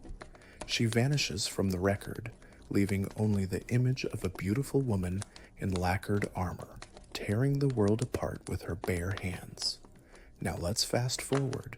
We jump 700 years. The armor has changed, the world has changed. It is 1868. The samurai era is dying, The Boshin War is raging, pitting the traditional shogunate forces against the modernizing imperial army. The romantic image of the sword is clashing with the ugly reality of the rifle. We are in the Aizu domain, a snowy, mountainous region known for its stubborn warriors. Meet Nakano Takeko. She is educated, she is a poet, and she is an instructor in the martial arts. She is 21 years old. As the Imperial Army marches on Aizu, bringing with them modern guns and artillery, the men of Aizu go out to fight. But Takeko knows they need every able body. She gathers a group of women, mothers, daughters, sisters. They cut their hair short. They put on men's trousers, hakama. They tie white bands around their heads. They are the Joshigun, the women's army. They aren't officially allowed to fight. The Aizu officials, sticking to tradition even as their world burns, try to stop them. Takeko threatens to commit ritual suicide, seppuku, right there on the spot if they aren't allowed to join the battle. The officials, realizing you don't argue with someone that intense, let them pass. Picture the scene. It's a gray, overcast day. The Imperial troops are armed with rifles. They see a group of warriors emerging from the mist, carrying naginatas. At first, the Imperial soldiers hold their fire. They realize these are women. There is a moment of hesitation, a clash of Victorian-era chivalry and the brutal necessity of war. Takeko seizes that moment. She gives the order to charge. They sprint across the killing field. It is a suicide run, a naginata versus a muzzle-loading rifle. But for a few terrifying minutes, the old ways win. The women close the distance. They crash into the Imperial lines. Takeko is a whirlwind. She cuts down 5-6 men. It is a frenzy of steel and silk. But technology is cruel. A rifleman finds his mark. A bullet strikes Takeko in the chest. She falls. The battle is raging around her. She is bleeding out in the dirt, but her only concern is her honor. In the samurai code, having your head taken by the enemy is the ultimate disgrace. It becomes a trophy, a statistic. She looks up at her sister, Yuko, who is fighting beside her. She gasps out her final order. She doesn't ask for water. She doesn't ask for a doctor. She asks her sister to cut off her head and bury it so the enemy can't have it. Imagine that request. Imagine being Yuko. The love, the horror, the absolute steel required to do that. But she does it. She performs the grim task amidst the smoke and the screaming, wrapping her sister's head in a cloth and carrying it to a nearby temple where it is buried under a pine tree. The Aizu women eventually surrendered, but their charge became a legend. It was the last gasp of the female samurai, a final, defiant slash of the naginata against the encroaching modern world. There is a concept in Japanese aesthetics called mono no aware, the pathos of things. It's the appreciation of the fleeting nature of beauty, like the cherry blossom that falls at the moment of its peak perfection. The lives of these women embody that. They are tragic, yes, but there is a terrifying beauty in their resolve. They weren't fighting for rights in the modern sense. They were fighting for duty, for family, for a code that demanded everything from them. As you stand there in the imaginary aftermath, the smell of gunpowder mixing with the scent of pine needles, you realize that the history of warfare isn't just a history of men. It's a history of survival. And sometimes survival looks like a 21-year-old poetry teacher charging a firing squad with a stick. But not all strength is physical. Not all battles are fought with blades or bullets. Sometimes the most powerful weapon is a sheer, unadulterated refusal to follow the rules of physics or society. We are going to leave the blood-soaked fields of Japan. We are going to trade the mountains for the open plains again, but this time we are going to a place where the definition of royalty was decided by a wrestling match. We are going back to the Mongols, but we aren't talking about Genghis Khan. We are talking about his great-great-granddaughter, a woman who owned 10,000 horses, not because she bought them, but because she won them from men who thought they could pin her down.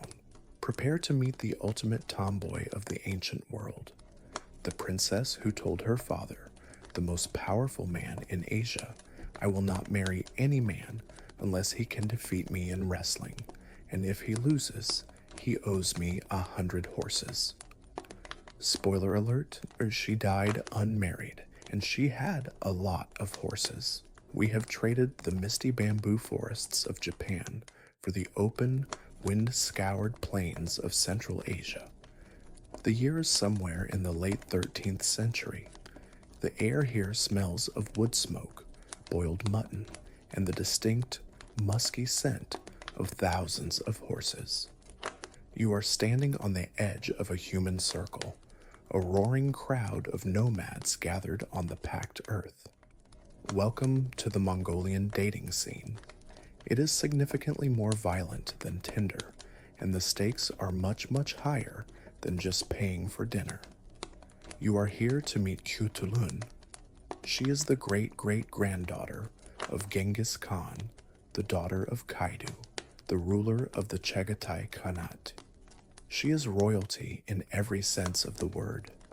But if you are picturing a princess sitting on a velvet cushion waiting for Prince Charming, you are in the wrong movie. Kutulun is currently standing in the center of the ring, wearing a zodog, a heavy open-chested wrestling vest, and baggy trousers. Her muscles are oiled, her gaze is predatory. She has a simple policy regarding marriage. It's a challenge, really. Any man who wishes to marry her must first defeat her in a wrestling match. If he wins, he gets her hand in marriage. A classic fairy tale trope, right? But here is the catch, the clause in the contract that makes Kutulun a financial genius. If the man loses, he has to give her 100 horses. Think about the economics of this. She isn't just rejecting suitors. She is running a high-stakes gambling operation where she is the house, and the house always wins. Men came from all over the empire. They were princes, generals, champions of their own tribes. They saw a beautiful, powerful woman and thought, I can take her. I'm big. I lift heavy rocks. How hard can it be? They would strut into the ring, confident in their testosterone and their technique. And then, 30 seconds later, they would be lying on their backs, staring up at the endless blue sky, wondering which vertebrae just cracked, while Kutulun's servants led another 100 of their best stallions to her personal herd. By the time she was in her prime, it is said she had collected 10,000 horses. Just think about that number. 10,000. That isn't a stable. That is an army's worth of cavalry. It's a herd so large that when it moves, it changes the landscape. She was effectively one of the wealthiest women in Asia, and she earned every single hoof of it by body slamming the patriarchy into the dust. Let's zoom in on one famous anecdote. A prince arrives. He is the golden boy of a neighboring kingdom.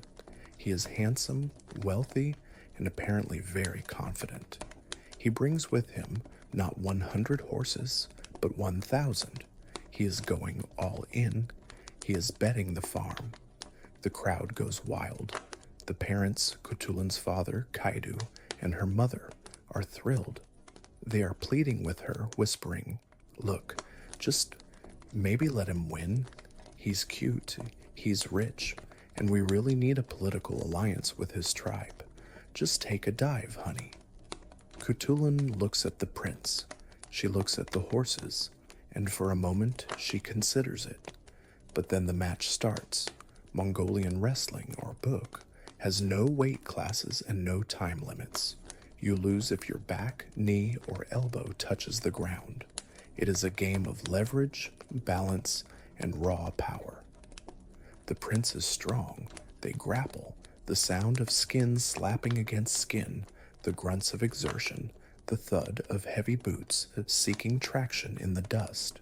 The crowd is screaming. The tension is unbearable. And then the instinct kicks in. Kutulin is a warrior. She doesn't know how to lose. She catches the prince off balance, maybe hooks a leg, and with a roar she throws him. He hits the ground. Dust billows up. The silence that follows is deafening, except for the sound of Kutulun dusting off her hands. The prince picks himself up, humiliated, and leaves his 1,000 horses behind. He walks home. Kutulun remains undefeated. You have to admire the commitment to the bit. She literally valued her independence more than 1,000 horses and a kingdom. But Kutulun wasn't just a wrestler. That would be a cool story on its own, but it diminishes who she really was. She was her father's right hand. Kaidu was locked in a brutal civil war with his cousin, Kublai Khan. Yes, the famous Kublai Khan who was ruling China. It was a clash of titans, and Kutulun was on the front lines. Marco Polo, who loved a good story, described her as a giantess, which probably just meant she was tall and imposing. He wrote that she would ride into battle alongside her father, and when she saw an enemy soldier she wanted, she would swoop down as a hawk creates havoc among the birds, grab the man, and drag him back to her lines as a prisoner. Imagine being a soldier fighting for Kublai Khan. You are worried about arrows. You are worried about swords. And suddenly, a princess rides out of the smoke, literally picks you up like a rag doll, and kidnaps you. It's terrifying. Her relationship with her father was incredibly close. Too close, according to the gossip mills of the time. Her enemies, desperate to explain why a woman would refuse to marry, started spreading rumors that she and her father were involved in an incestuous relationship. It's the oldest trick in the political playbook. If a woman is powerful and independent, accuse her of sexual deviancy. Historians largely dismiss this as slander, a way to delegitimize Kaidu's claim to the throne. The truth was likely simpler and more poignant. Kaidu respected her. In a world where daughters were usually bargaining chips to be traded for alliances, he saw her as a fellow warrior. He valued her competence over her marriageability. He even tried to name her as his successor, the next Khan, before he died. That, unfortunately, was a bridge too far for the male relatives. The idea of a female Khan was too radical, even for the Mongols. After Kaidu's death, her brothers ganged up on her. They couldn't beat her in wrestling, but they could beat her with politics. She was maneuvered out of the succession, though she remained a powerful military commander until her death. And how did she die? It's a mystery. Some say she fell in battle. Some say she was assassinated by rivals who feared her influence. She died young, in her mid-40s, leaving behind a legacy that slowly turned into myth.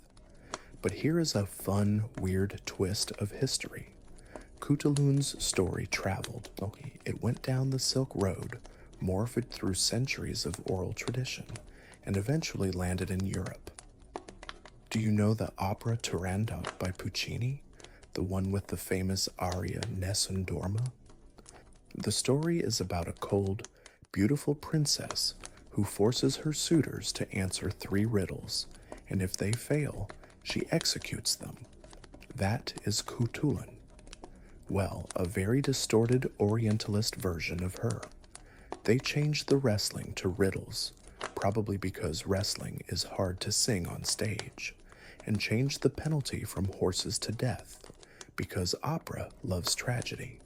But the core of the unconquerable princess is her. So every time you hear that famous high note in Nessun Dorma, you are actually hearing an echo of a Mongolian wrestler who body slammed a prince for 1,000 horses. As you stand in the fading light of the steppe, the wrestling match over, the crowd dispersing to their yurts, you see Kutulin walking towards her massive herd. She is alone, but she doesn't look lonely. She looks free. In a world that wanted to own her, she owned herself and a ridiculous amount of livestock.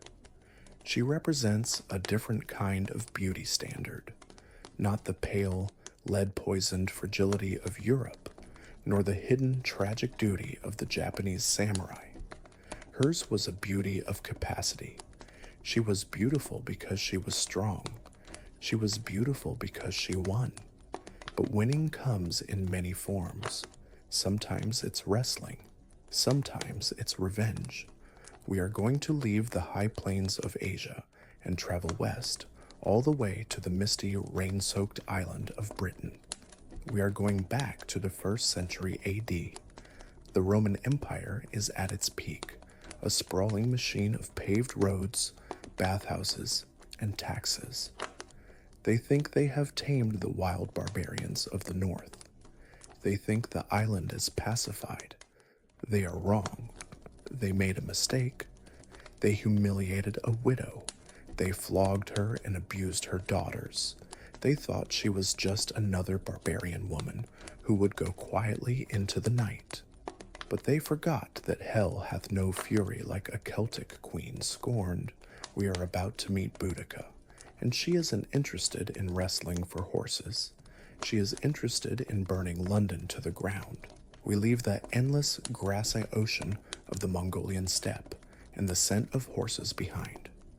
We are traveling west across the continent until we hit the gray, churning waters of the English Channel.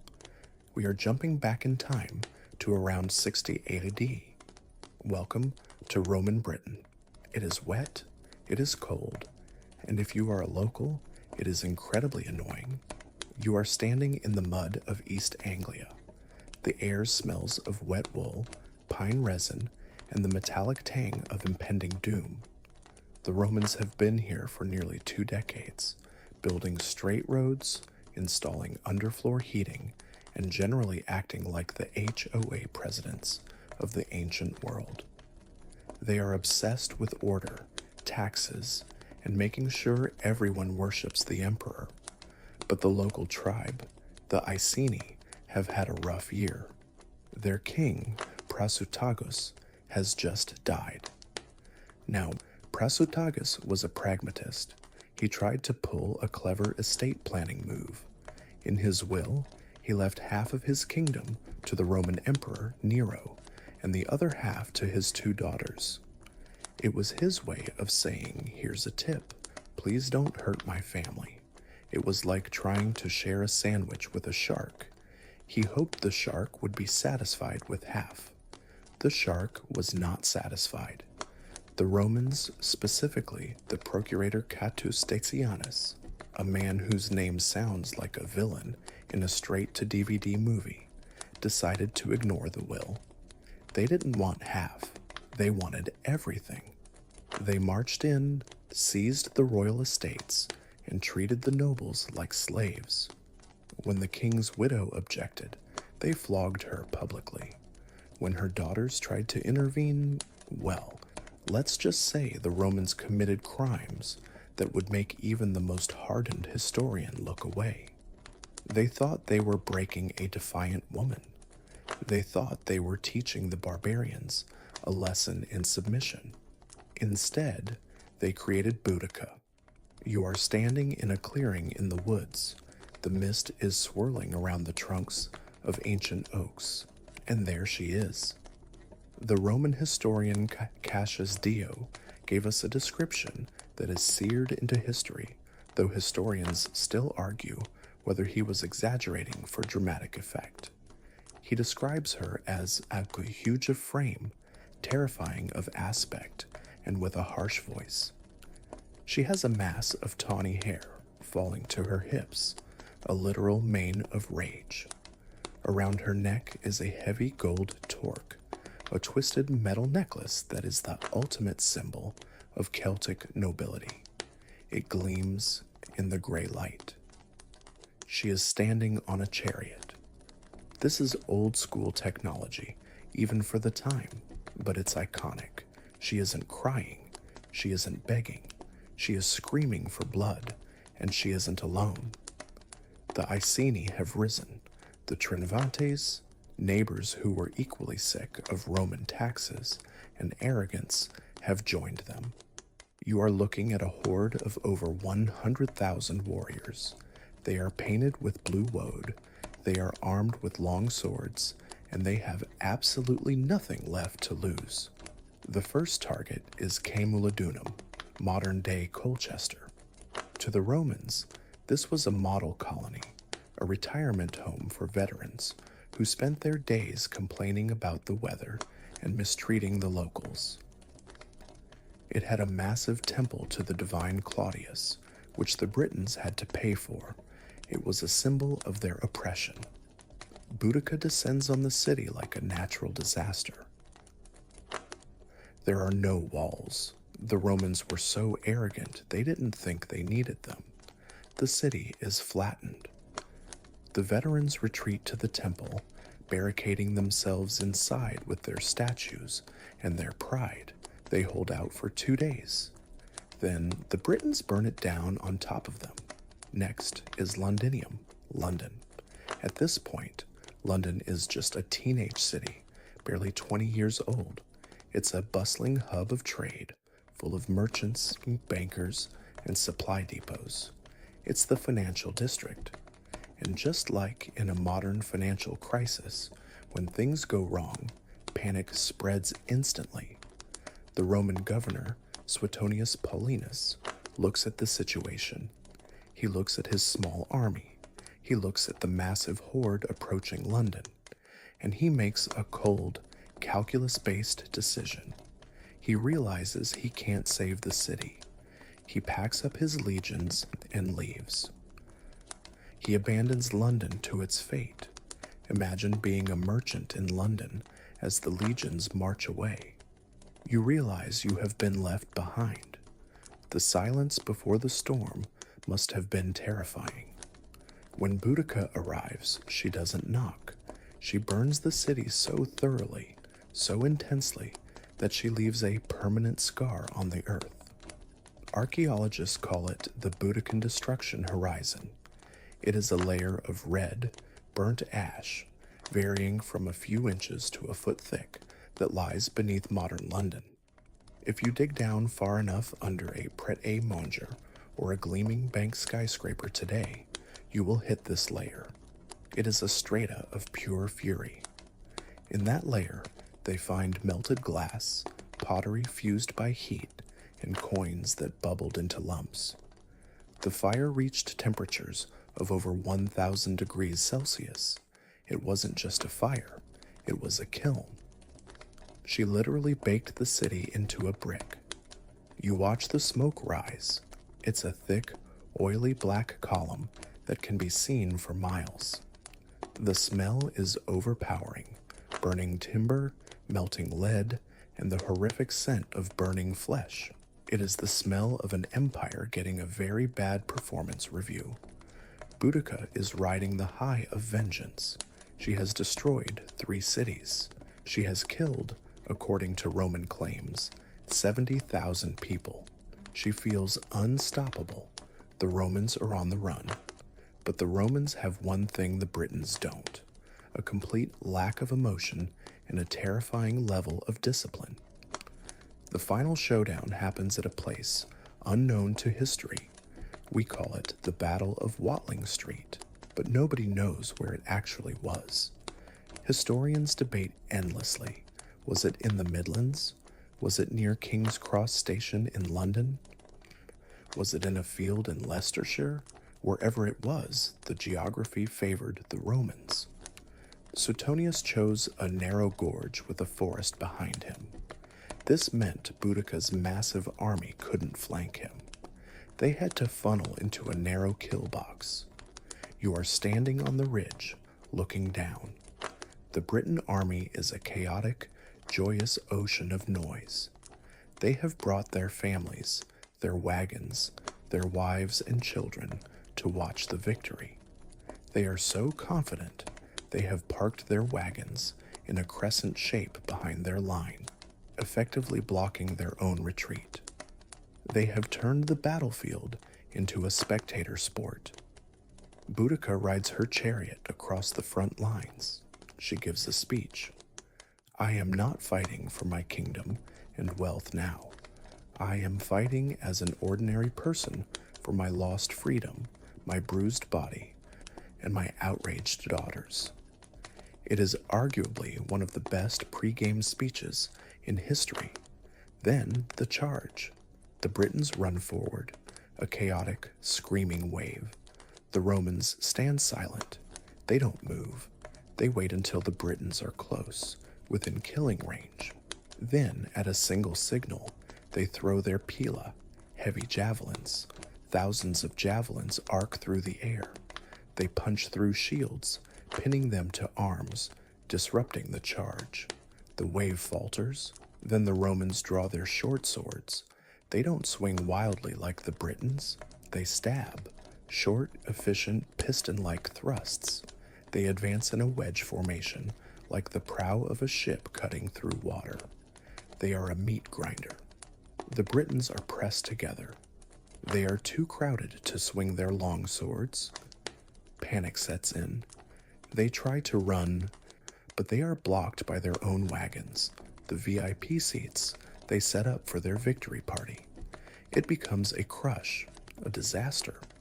The rebellion ends not with a bang, but with a massacre. Boudica, seeing the end, refuses to be captured. She knows what Rome does to captive queens. They would parade her through the streets of Rome in chains. So she likely took poison. She drank the cup, closed her eyes, and escaped the final humiliation. Her body was never found. Legend says she is buried under platform 8, 9, or 10 at King's Cross Station, which adds a whole new layer of intensity to your morning commute, doesn't it? But in reality, she probably returned to the earth of East Anglia, the mud and the mist claiming her back. The rebellion was crushed, but Rome never forgot. They realized that if they pushed these people too far, they would bite back. They softened their rule. They started treating the Britons a little less like livestock and a little more like subjects. So in a way, she won. She forced the empire to blink. As the smoke clears over the battlefield, the rain begins to fall again, washing the ash into the soil, creating that red layer that will sleep beneath the city for 2,000 years. The screams fade. The clatter of the chariot wheels is gone. But while Boudica was burning cities to make her point, other women in history were taking a quieter, deadlier approach. They weren't leading armies. They were lying in wait. They were the silent hunters. We are going to move forward in time to the bloody, frozen conflicts of the 20th century. We are leaving the muddy fields of Britain for the muddy trenches of the Eastern Front and the humid jungles of Vietnam. We are going to meet the women who didn't get mad. They got even from a distance of 300 meters. We are going to look through the scope of a sniper rifle and see the world through the eyes of Lady Death. And we'll also meet two sisters who rode elephants into battle against a different empire, proving that the spirit of Boudica is universal. Lower your voice. Keep your head down. We are entering the sniper's hide. We leave the smoldering ruins of Roman London and the gray skies of England. We are traveling east again, but this time we are heading for the humid, emerald green deltas of Vietnam. We are jumping back just a few decades from Boudica's time to 40 AD. The air here is heavy with moisture. It smells of wet earth, or river silt, and the sweet rot of fallen fruit. You are standing on the banks of the Red River. The Han Dynasty of China has been ruling this land for over a century, trying to force the local people to adopt Chinese customs, pay Chinese taxes, and essentially become Chinese. But the locals have other ideas, and leading them are two women who make Boudica's chariot look like a sensible sedan. Meet the Trung sisters, Trung Trak and Trung Ni. The backstory is eerily familiar. Trung Trak's husband, a local lord, stood up to the oppressive Chinese governor. In response, the governor executed him. It was a tactical error of massive proportions. He thought he was cutting off the head of the rebellion. Instead, he just really annoyed the widow and her sister. But the Trung sisters didn't ride horses. Horses struggle in the dense jungle and muddy rice paddies. No, when the Trung sisters went to war, they chose a vehicle with a bit more torque. They rode elephants. Close your eyes and picture this. You are a Han Chinese soldier.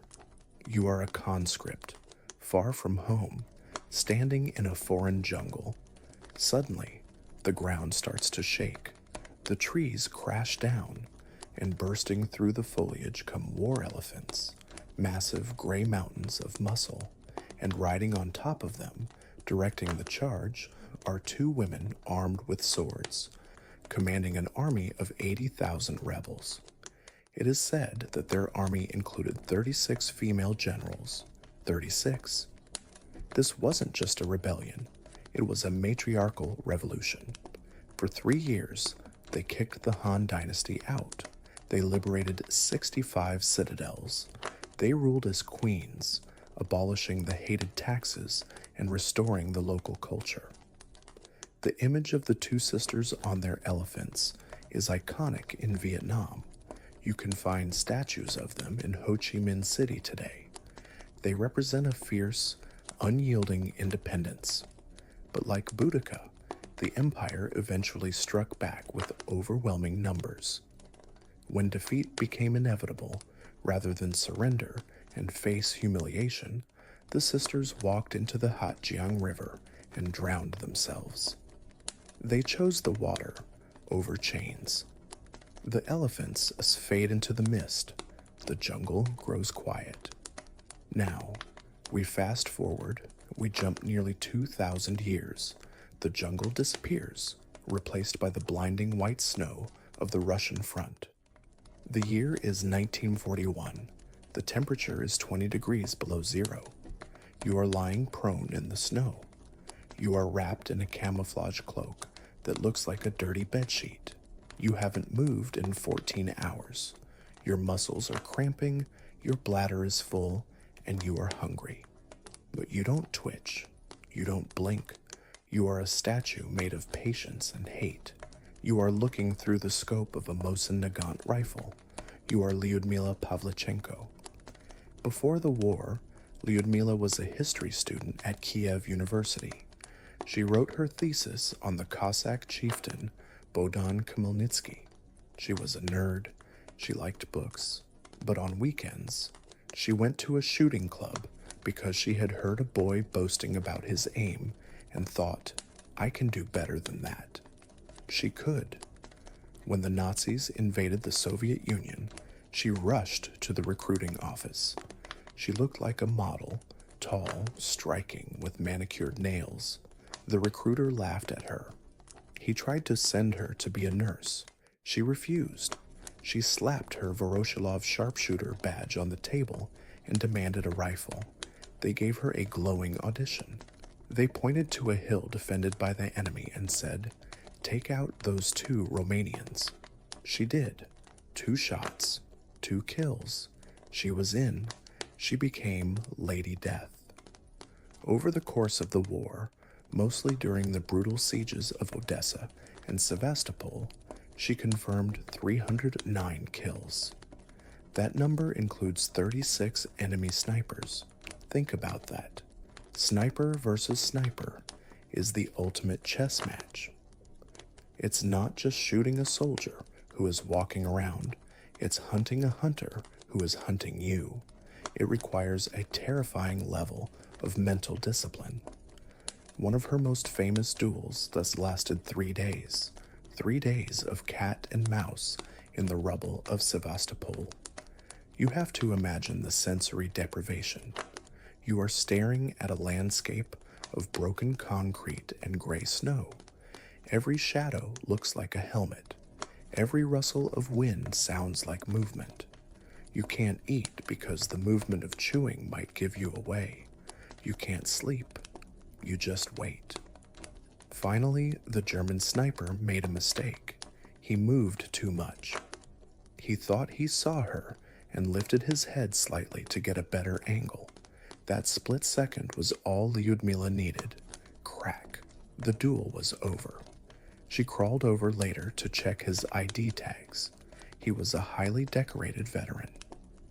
He had killed hundreds of men, but he lost to the history student. Her tactic was often to act as bait. She would tie strips of cloth to trees to flutter in the wind, mimicking movement. She would set up mannequins.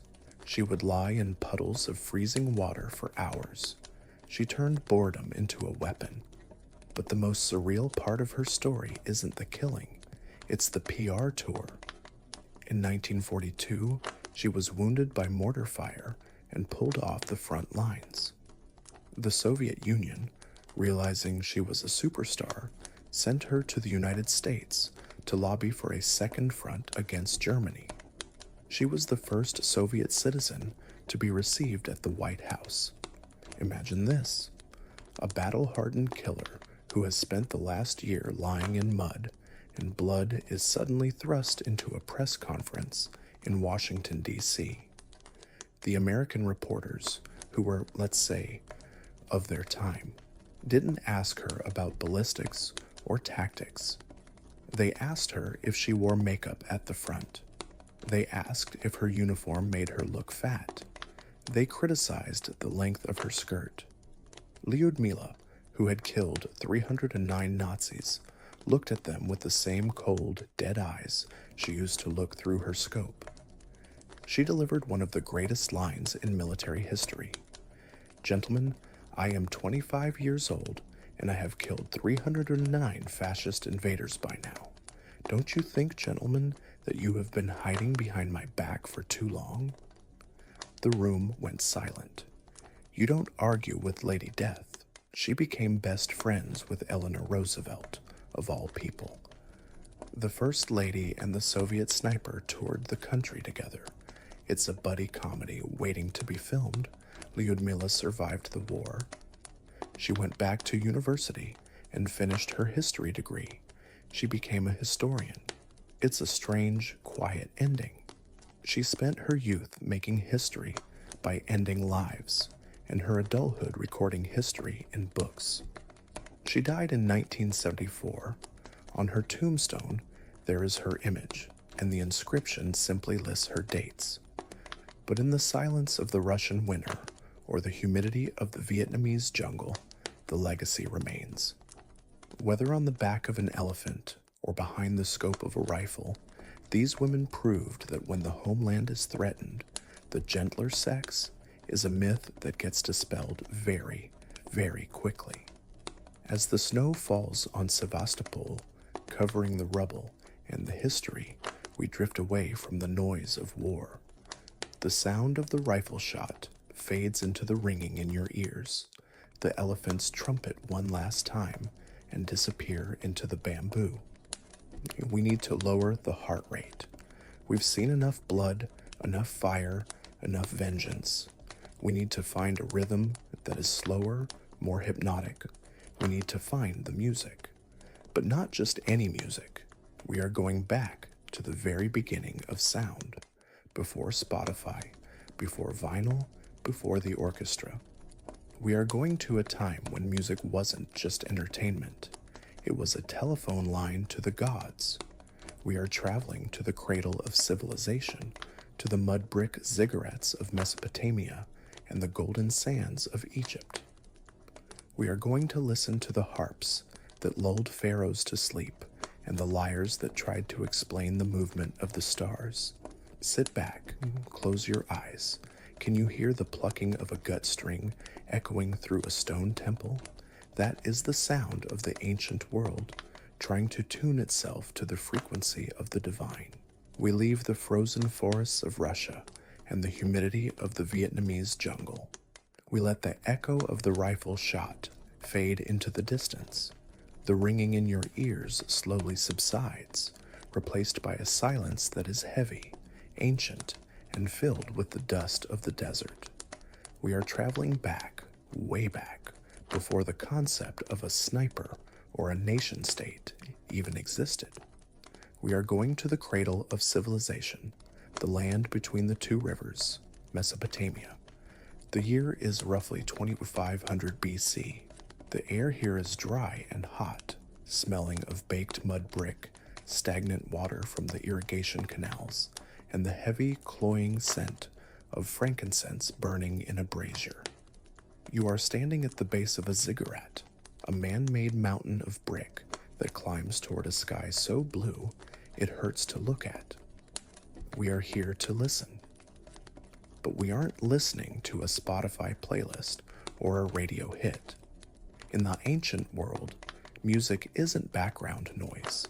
It isn't something you put on while you do the dishes. Music is a technology. It is a piece of heavy machinery used to open a communication line with the gods. And in Mesopotamia, you really want to keep the gods happy. These aren't the benevolent, fluffy deities of later ages. The Mesopotamian gods are volatile, grumpy, and prone to flooding the entire world just because the humans are being too noisy. So the music you play here has a very specific purpose. It is anxiety management on a cosmic scale. You walk into the temple sanctuary. It is cool and dark, a relief from the blinding sun. Your eyes adjust to the gloom. In the corner, illuminated by the flicker of oil lamps, stands an instrument. It is a lyre, but it doesn't look like the cute little handheld harps you see on Valentine's Day cards. This is the great lyre of Ur. It is a massive, beastly thing. The sound box is shaped like a bull, carved from wood and covered in gold leaf. The bull's head projects from the front, staring at you with eyes made of lapis lazuli, a deep, mesmerizing blue stone imported all the way from Afghanistan. It has a beard made of the same blue stone. It looks expensive. It looks alive. It looks like a golden calf that has decided to become a musical instrument. You sit down behind it. You are a priest musician, a gala. Your job is to soothe the bull, to soothe the god. You reach out to the strings. There are 11 of them. They aren't made of nylon or steel. They are made of gut, specifically the small intestine of a sheep, cleaned, twisted, dried, and stretched. It sounds gross to modern sensibilities. We prefer not to think about which part of the animal our music comes from.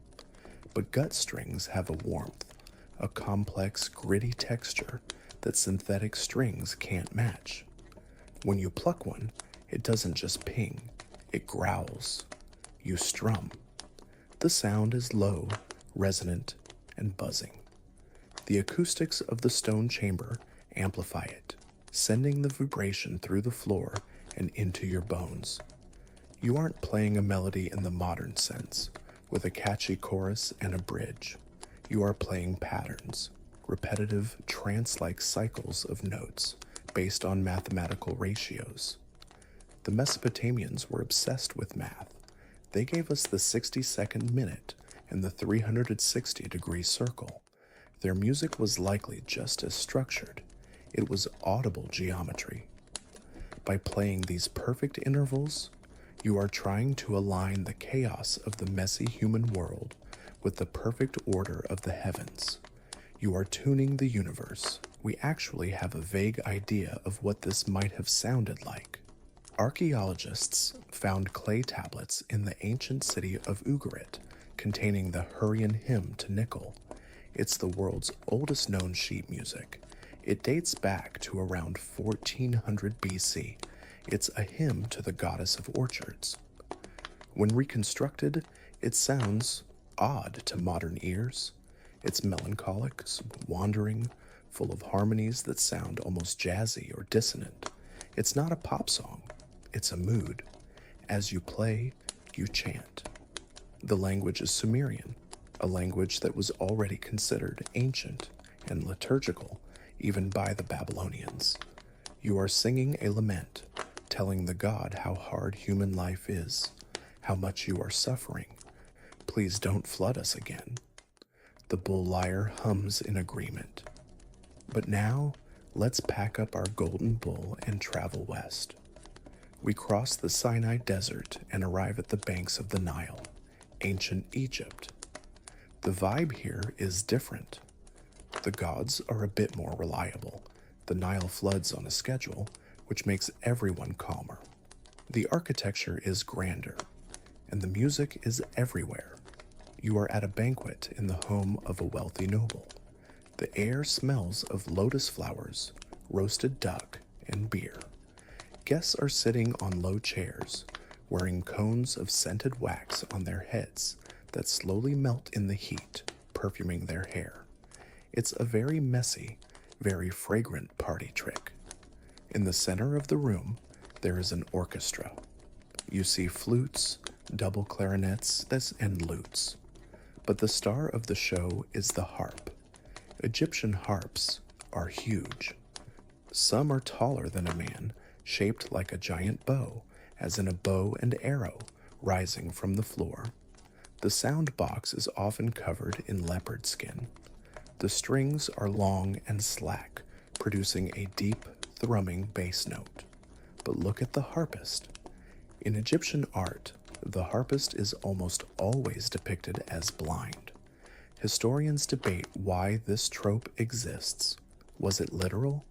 Did blind people naturally gravitate towards music as a profession, or was it symbolic?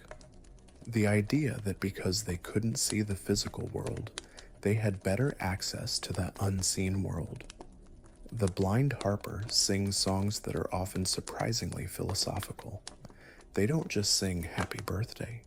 They sing about the fleeting nature of life, about how tombs crumble and wealth vanishes, so you should enjoy your beer while you can. It's basically YOLO set to a pentatonic scale. Follow your heart as long as you live, the song goes. Pile up your things, but remember you can't take them with you. It's a bit of a downer for a party, but the Egyptians loved that juxtaposition of joy and mortality. There is another instrument here, one that is purely magical. The sistrum, pick it up. It looks like a metal rattle, a handle topped with a loop of bronze, with metal crossbars that have little loose discs on them. When you shake it, it makes a sh sound, like a metallic snake hiss. This isn't for making a beat, this is a weapon. The sistrum was sacred to the goddess Hathor. The sound was believed to dispel negative energy. It mimicked the sound of papyrus reeds rustling in the wind, a sound that was thought to soothe the gods. When you shake the sistrum, you are literally scrubbing the air clean of demons. It's spiritual disinfectant. Imagine the soundscape of an Egyptian temple procession. It's not the solemn, organ-heavy silence of a modern church. It's a cacophony. Hundreds of priests shaking sistrums, thousands of metal discs clattering, mingled with the deep thrum of giant harps and the high-pitched wail of the double flute. It would have been overwhelming. A wall of sound designed to startle the gods into paying attention. But music wasn't just for the gods, it was for the dead. We have found flutes buried in tombs. We have found entire model orchestras carved into the walls of the afterlife. The belief was that the dead needed entertainment too. If you didn't provide your ancestors with music, they might get bored in the field of reeds and come back to haunt you. So, burying a harp with Grandpa was a safety measure. There is something deeply touching about the intimacy of these ancient instruments. When you look at a harp in a museum today, you can often see the wear marks on the wood where the musician's hands rested thousands of years ago. You can see the oils from their skin stained into the neck of the lute. It reminds us that while the technology has changed, we've gone from sheep gut to synthesized beats. The impulse is exactly the same. We use sound to regulate our emotions. We use it to connect with something bigger than ourselves. In Mesopotamia, you played the lyre to stop the god from destroying the city. In Egypt, you played the harp to help the soul navigate the afterlife. Today, you put on lo-fi hip-hop to study, or rain sounds to sleep. It's all the same spectrum. It's all about tuning the frequency of the human brain to a state of peace. As the banquet winds down and the wax cones melt fully into the guests' wigs, the harpist plays one last low chord. The vibration lingers in the warm night air. The Nile flows silently past, a dark ribbon in the moonlight. But not all ancient music was designed to soothe. Not all of it was meant to bring order or comfort. Some instruments were designed to do the exact opposite.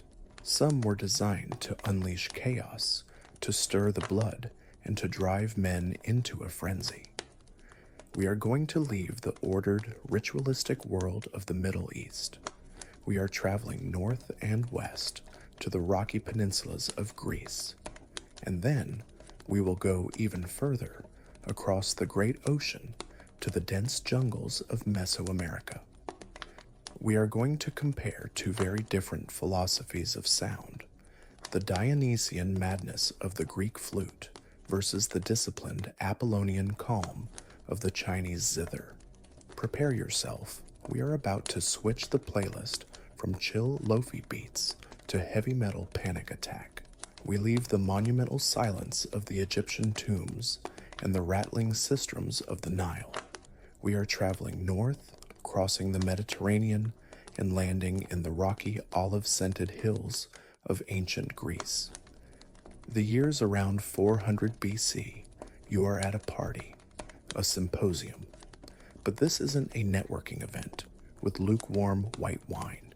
It's a drinking session for aristocratic men that usually devolves into a philosophical debate or a wrestling match, depending on how much watered-down wine has been consumed. The air is thick with the smell of roasting lamb and strong, resinous wine.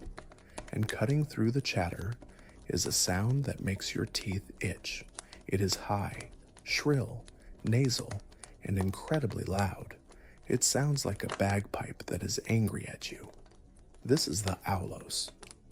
We often translate aulos as flute, which calls to mind a gentle, silver orchestral instrument played by a cherub. That is a lie. The aulos is a double reed instrument, more like two oboes shoved into your mouth at the same time. You play both pipes simultaneously, often playing a drone on one and a melody on the other. It requires an immense amount of air pressure to play. So much pressure, in fact, that professional eyelids, aulos players, had to wear a leather strap called a forbaya around their face. It looked like a bondage harness or a very intense orthodontic headgear.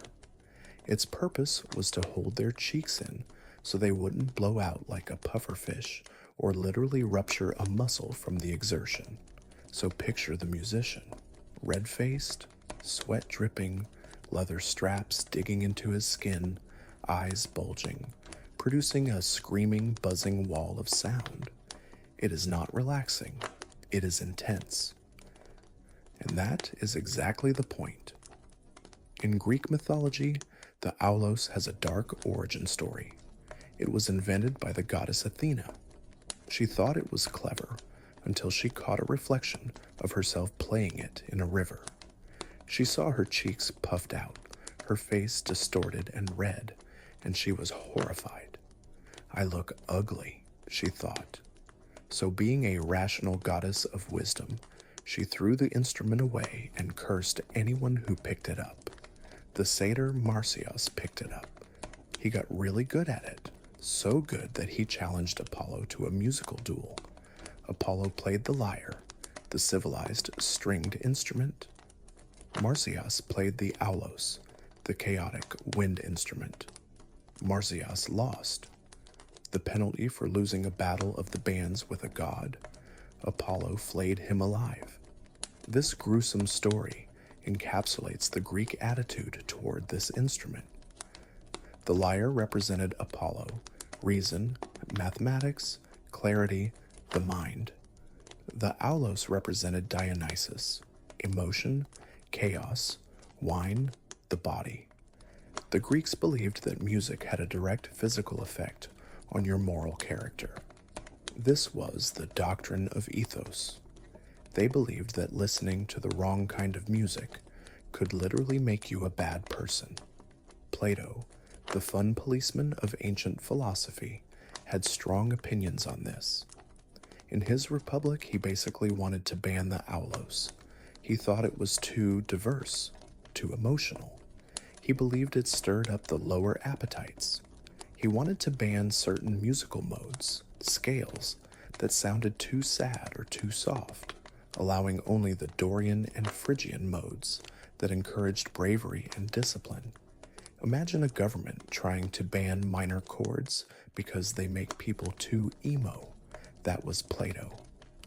But despite the philosopher's finger wagging, the Greeks loved the aulos. It was the soundtrack of the theater, the wrestling gym, and the ecstatic rituals of Dionysus.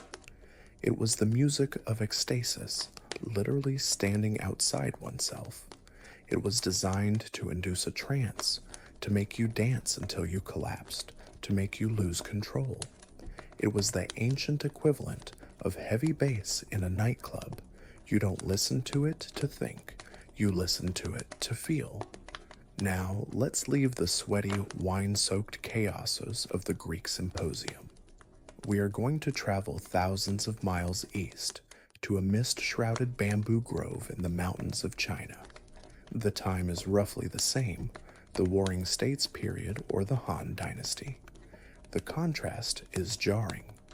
The screaming pipes are gone. The wine is replaced by tea.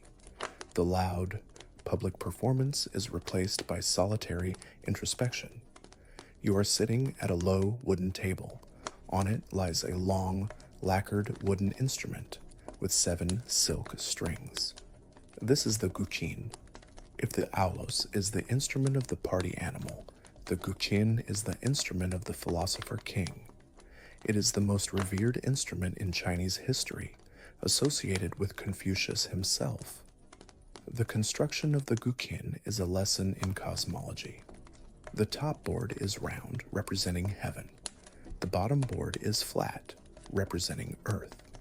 The length is traditionally 3 chi, 6 kun, and 5 fin, representing the 365 days of the year.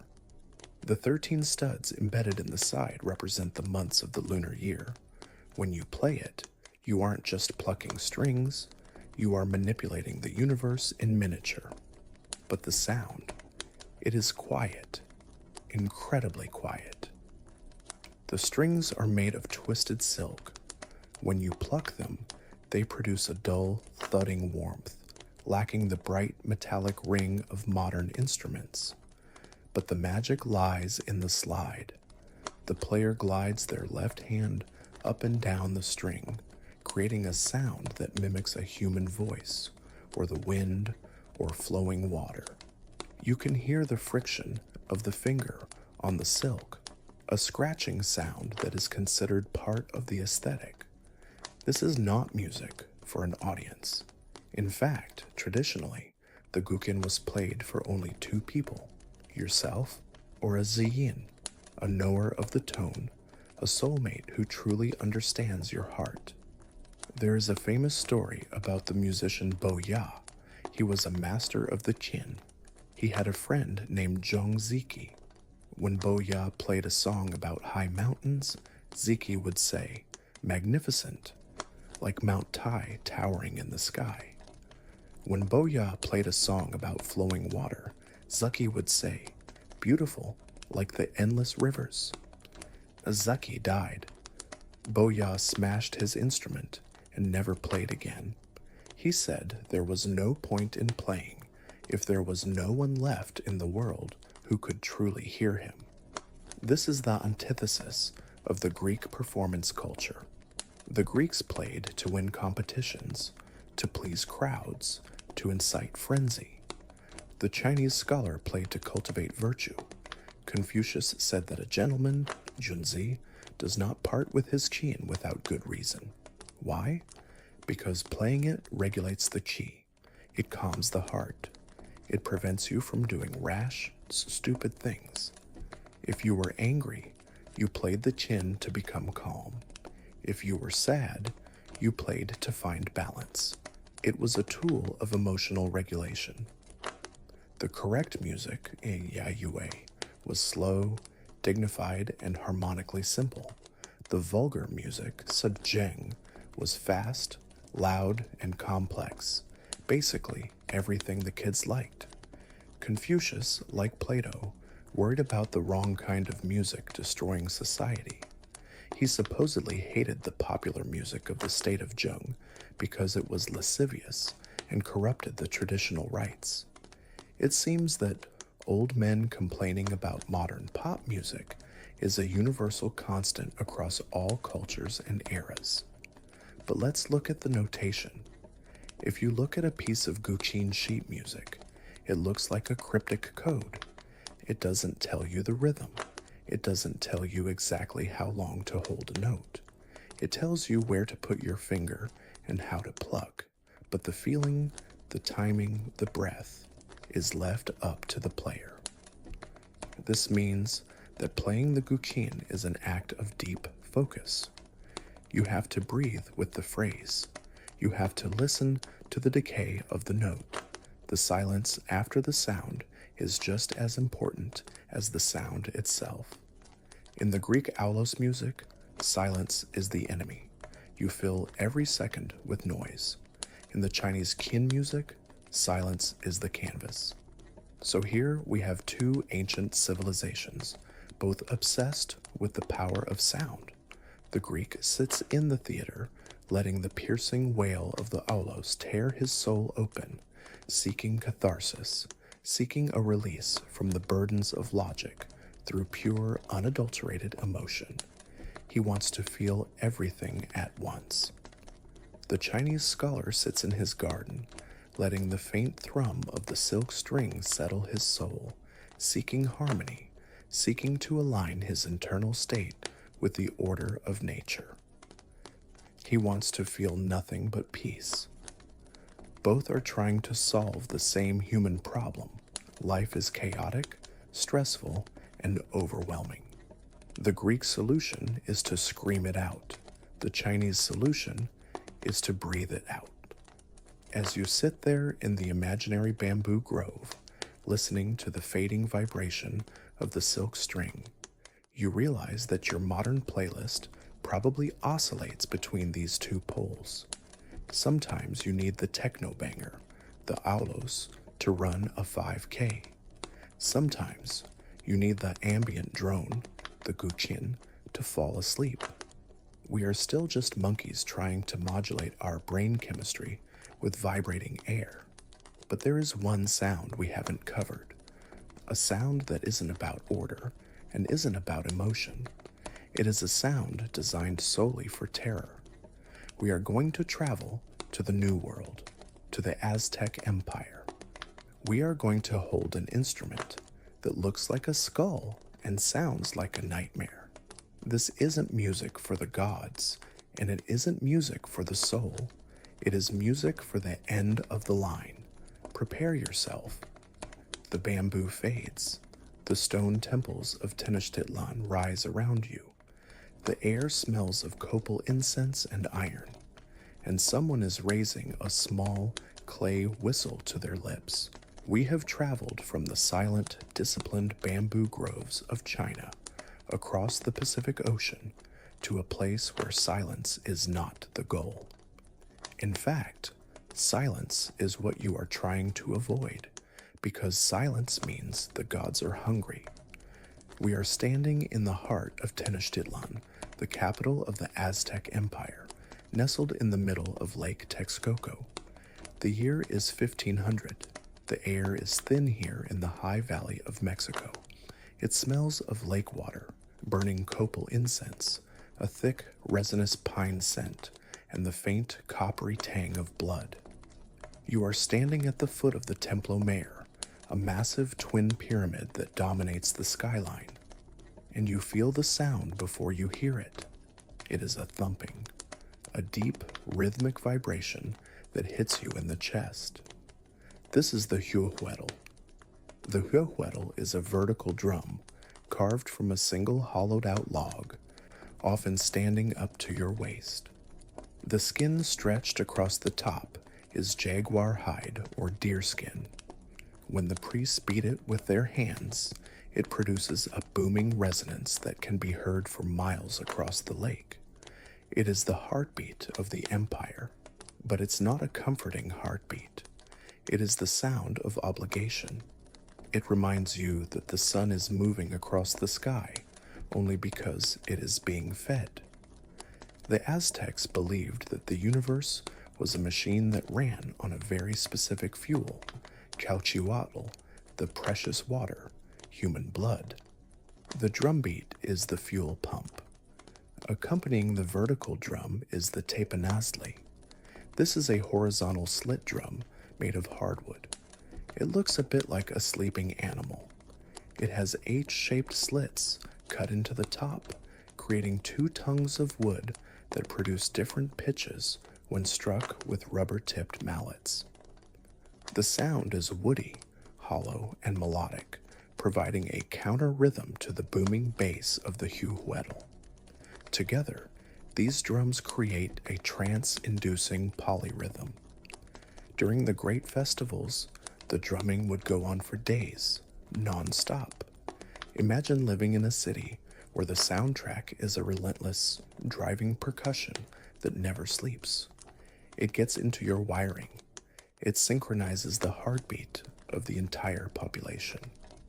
You dance, you chant, not because you want to, but because the rhythm leaves you no choice. But the drums are just the rhythm section. We need to talk about the wind section, and this is where things get truly nightmaresque. In 1999, archaeologists excavating a temple in Mexico City found a skeleton of a 20-year-old sacrificial victim. Clutched in his hand was a small ceramic object. It was shaped like a human skull. At first, the researchers thought it was just a toy or an ornament. They cataloged it and put it on a shelf. Years later, someone decided to blow into it. They expected a whistle sound. You know, a peep-peep sound like a referee at a soccer match or a bird call. What came out was the sound of 1,000 tortured souls screaming in unison. This is the Aztec death whistle.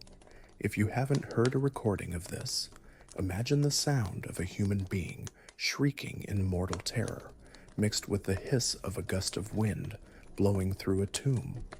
It is breathy, raspy, and incredibly loud. It hits a frequency that triggers a primal runaway instinct in the human brain. The engineering inside this little clay skull is terrifyingly brilliant. It uses conflicting air streams to create chaos within the chamber. When you blow into it, the air crashes against itself, creating that distorted, shrieking noise. It is a noise generator designed to sound like human suffering. So what was it used for? Historians are still arguing, as they always do.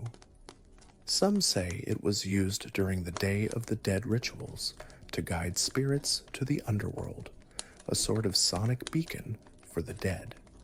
Others suggest it was used during human sacrifices to drown out the screams of the victims, or perhaps to help the victim's soul transition to the afterlife by mimicking the winds of Mictlan, the Aztec underworld. But the most compelling and terrifying theory is that it was a weapon of psychological warfare. Picture this. You are a Tlaxcalan warrior. You are marching through the dense jungle or the misty mountains to fight the Aztec army. You are brave. You are armed with your obsidian-bladed sword. You are ready to fight men. Suddenly, from the mist ahead, you hear a scream, then another, then 100. It sounds like a massacre is already happening. It sounds like the banshees have arrived. The noise echoes off the valley walls, surrounding you. You can't see the enemy, but you can hear them, and they sound like death itself. If the Aztecs deployed hundreds of these whistles at once before a charge, the psychological effect would be devastating. It creates a wall of terror. It convinces you that you aren't fighting humans, you are fighting demons. By the time the Aztec jaguar warriors actually emerge from the fog, you are already shaking. Your morale is broken by sound alone. It is the auditory equivalent of the Persian immortals' visual perfection. The immortals scared you by looking too perfect to die. The Aztecs scared you by sounding like they were already dead. There is something deeply unsettling about an instrument designed solely to mimic pain. We have flutes for joy, drums for dancing, trumpets for glory. But the death whistle is unique. It is an instrument of empathy, but weaponized empathy. It uses our biological reaction to the sound of a scream to control us. As you stand in the Templo Mayor, the drumming intensifies. The priests are reaching the climax of the ritual. The air is thick with smoke, and then the whistles start. A cacophony of shrieks rises into the night sky, mingling with the smoke, drifting up toward the silent stars. It is a sound that defines the extremity of the human experience. We have journeyed from the vanity of the medieval court, where beauty was pain, to the discipline of the Persian army, where identity was erased. We have seen women fight with naginatas and sniper rifles. We have heard the soothing harp of Egypt and the screaming pipes of Greece. And it ends here in the Aztec Empire with a small clay skull that turns breath into terror. It reminds us that history isn't just a list of dates and battles. It is a sensory experience. It smells of lead paint and horse sweat. It feels like itchy wool and heavy armor. It looks like gold leaf and blue woad, and it sounds like a lyre, a drum, and a scream. But eventually, the drumming stops. The whistle runs out of breath. The fire in the brazier burns down to embers. The Aztec Empire falls, its stones buried under the modern streets of Mexico City. The Persian gold is melted down. The medieval castles become ruins. The noise of history fades. The shouting of the sergeants, the clashing of swords, the debates of philosophers, it all drifts away into the silence of the past. You are no longer in Tenochtitlan. You are no longer in a trench, or a yurt, or a drafty castle. The ghosts have told their stories, and now they are retreating back into the shadows. The heavy wooden doors of the temple close. The wind dies down, the dust settles. And now we are back. The journey is over. We have traveled thousands of miles and thousands of years, but your own room hasn't changed. The shadows in the corner are just shadows. The only sound is the hum of the fan, or perhaps the distant rhythmic breathing of the city outside your window. Let the images we've conjured tonight gently dissolve. Let the pale, painted face of the medieval lady fade into white mist. Let the glittering gold of the Persian immortals melt into the soft, warm darkness behind your eyelids. The thunder of the Mongol horses slows down, becoming a gentle, rhythmic heartbeat, your heartbeat.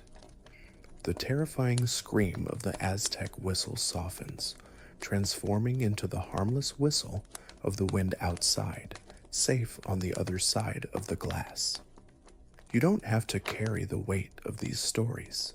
You don't have to wear the heavy armor, or the tight corset, or the towering headdress. You can just be. Feel the bed supporting you. It is soft, unlike the hard ground of the steppe or the wooden floor of a castle. You are warm, safe, and perfectly comfortable. The history is done. The battles are fought. The treaties are signed.